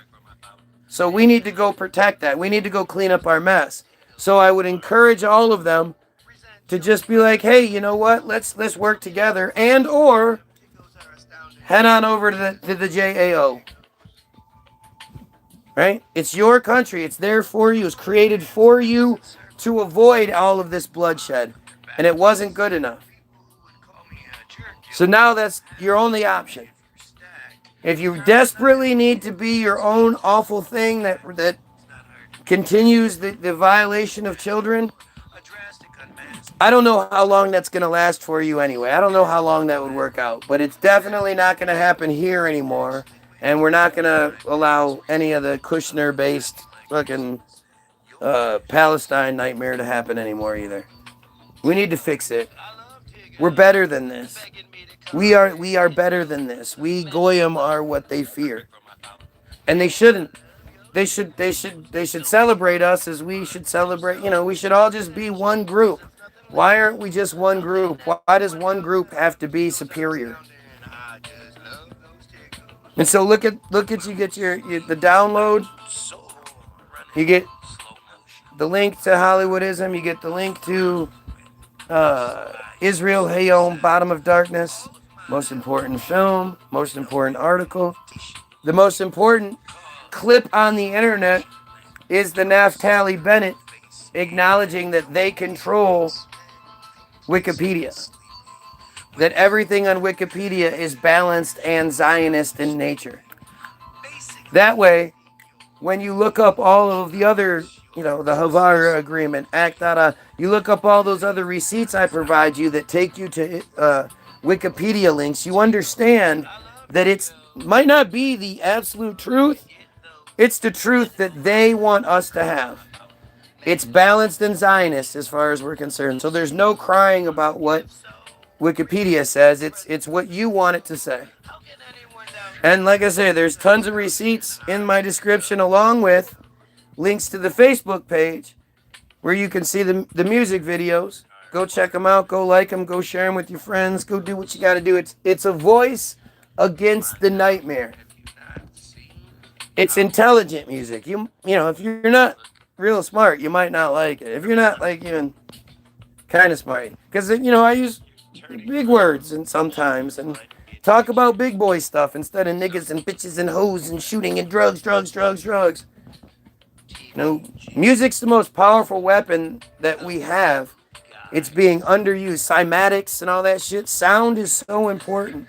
And they know it. That's why they give us the music they give us. Lil Yachty, Lil Pump, Lil Pink, Lil Poop. They all suck. They fucking suck. And they all say the same dumb shit with the same dumb choppy flow. And I mean, even Eminem sucks. Hey, yo, I'd like to make 6 million pizzas. How long do you think it would take? It's as ridiculous as their matizza to think I could successfully make 6 million of anything. Fake stories are all that one has if they tell you that someone can bake 6 million of something flat. And look into their eyes while you ask Solution for an finale. answer to the simplest 6 million question. pizzas. If the narrative's lost in the math, is the truth just a winner's invention? Making lies just another extension? Bridging the gaps in illusion? Keeping our class in detention ensures the constant state of confusion. The math just isn't mathing, so you're lying. You act just like you're grasping bottled lightning. While the last ones who are laughing push the pie thing, attacking No friars are dying in battle. You've already said repeatedly you're not sending your own out to die, to fight the ground war. That's what we're for. What's his name? Kissinger said it. Just meat bags to be used and disposed of. Yeah, no. That's why Trump just ordered 10,000 more troops on the ground over there. It's going under the radar, but they're sending more and more Americans to die because the Israelis, it's not that they even refuse to fight. They've already refused to fight. From January of 2023 to October of 2023, every Saturday, the civilians had a protest because the executive branch and the judicial branch weren't getting along, and the executive branch wanted to limit the power to scrutinize of the executive branch or of the judicial branch. Like it's just as nothing as it gets. The judicial branch barely scrutinizes the executive branch anything. The only time they disagreed was there was a couple of times where the executive branch wanted to kill more Palestinians and the judicial branch sort of held them back. That was it. But they were just going to limit the ability to scrutinize. It wasn't even like officially doing anything. It was just some fake bullshit. And so every Saturday from January to October, they would have like this festival style protest where there were porta potties and food stands and rides and shit, and they would have these big bonfires in the middle of the freeway, and of course when they do that, they're freedom fighters. When we do that, when blacks do that, they're thugs. But they would drive by with the water cannons, and instead of blasting the shit out of them, they would have like a stream come out so they could get relief from the heat and get some water. Like it was just so manufactured. And as they were getting closer to October, they would put forth these like, okay, well, we're going to put forth the first part of the legislation that's going to limit the ability to scrutinize. And so, as a result of that, in a form of protest, all of the protesters, all of the civilians who, you know, at 18 years old, they all had to serve in the IDF. Even if it wasn't, like, real, they just had to serve some sort of bullshit. They learned some basics or whatever. They're all technically still reservists. So they could all be called up at any time. Not because of the killing of Palestinians, not because of the encroachment on anyone else's land or anything, because the judicial branch or the executive branch was going to limit the power the judicial branch had to scrutinize the executive branch's decisions. The people of Israel unanimously signed petitions saying that if some sort of conflict were to arise, say, whatever, like let's just say exactly October 7th, right? Then they all signed these petitions saying they refuse to serve. They refuse to be called up. Tens and hundreds of thousands of them signed petitions saying that if a conflict just happened to arise, nothing like that's happened in decades, but if a conflict just happened to arise, that they would not serve if they were called. And again, that's considered desertion, and that's illegal, and you should get arrested for it. But because they were doing it as a form of protest, it was like a get out of jail free card. And again, they were considered freedom fighters by our media, and it was reported time and time, like it was, well, if you looked up the Israeli media, most of you don't, but it would be reported as that, as these freedom fighting civilians refusing to fight in any upcoming conflict if something crazy were to just start happening. Like, we're not saying it's going to, but if it just did, none of them are going to fight. So everything they're saying right now about, the troops, Israel's not going to send its troops in to fight its own shit with Iran. They've all pledged not to do it anyway. It's all been this way for a long time, and people are just, they're just dumb. You can't expect these cowards to suddenly grow a set of balls. The only time they're tough is when they have an IDF soldier behind them and they have guns and the victims are, women or children. Then they get really, really tough. Or they have like a screen between us. They're not really tough guys. They're weak. They're cowards. Dropping bombs on people with rocks and sticks and shit. Like they're just absolute fucking cowards. And then they go in and they put the lingerie on and take pictures of them in lingerie. Like, it's just disgusting what these people are doing. I hate to even call them people. But, go look at all the receipts in the description. Go check everything out. Like, share, and sub the Facebook page. Like, share, and sub this page. Have yourself a great day. And you pedophiles, you kill yourself. Wait for it.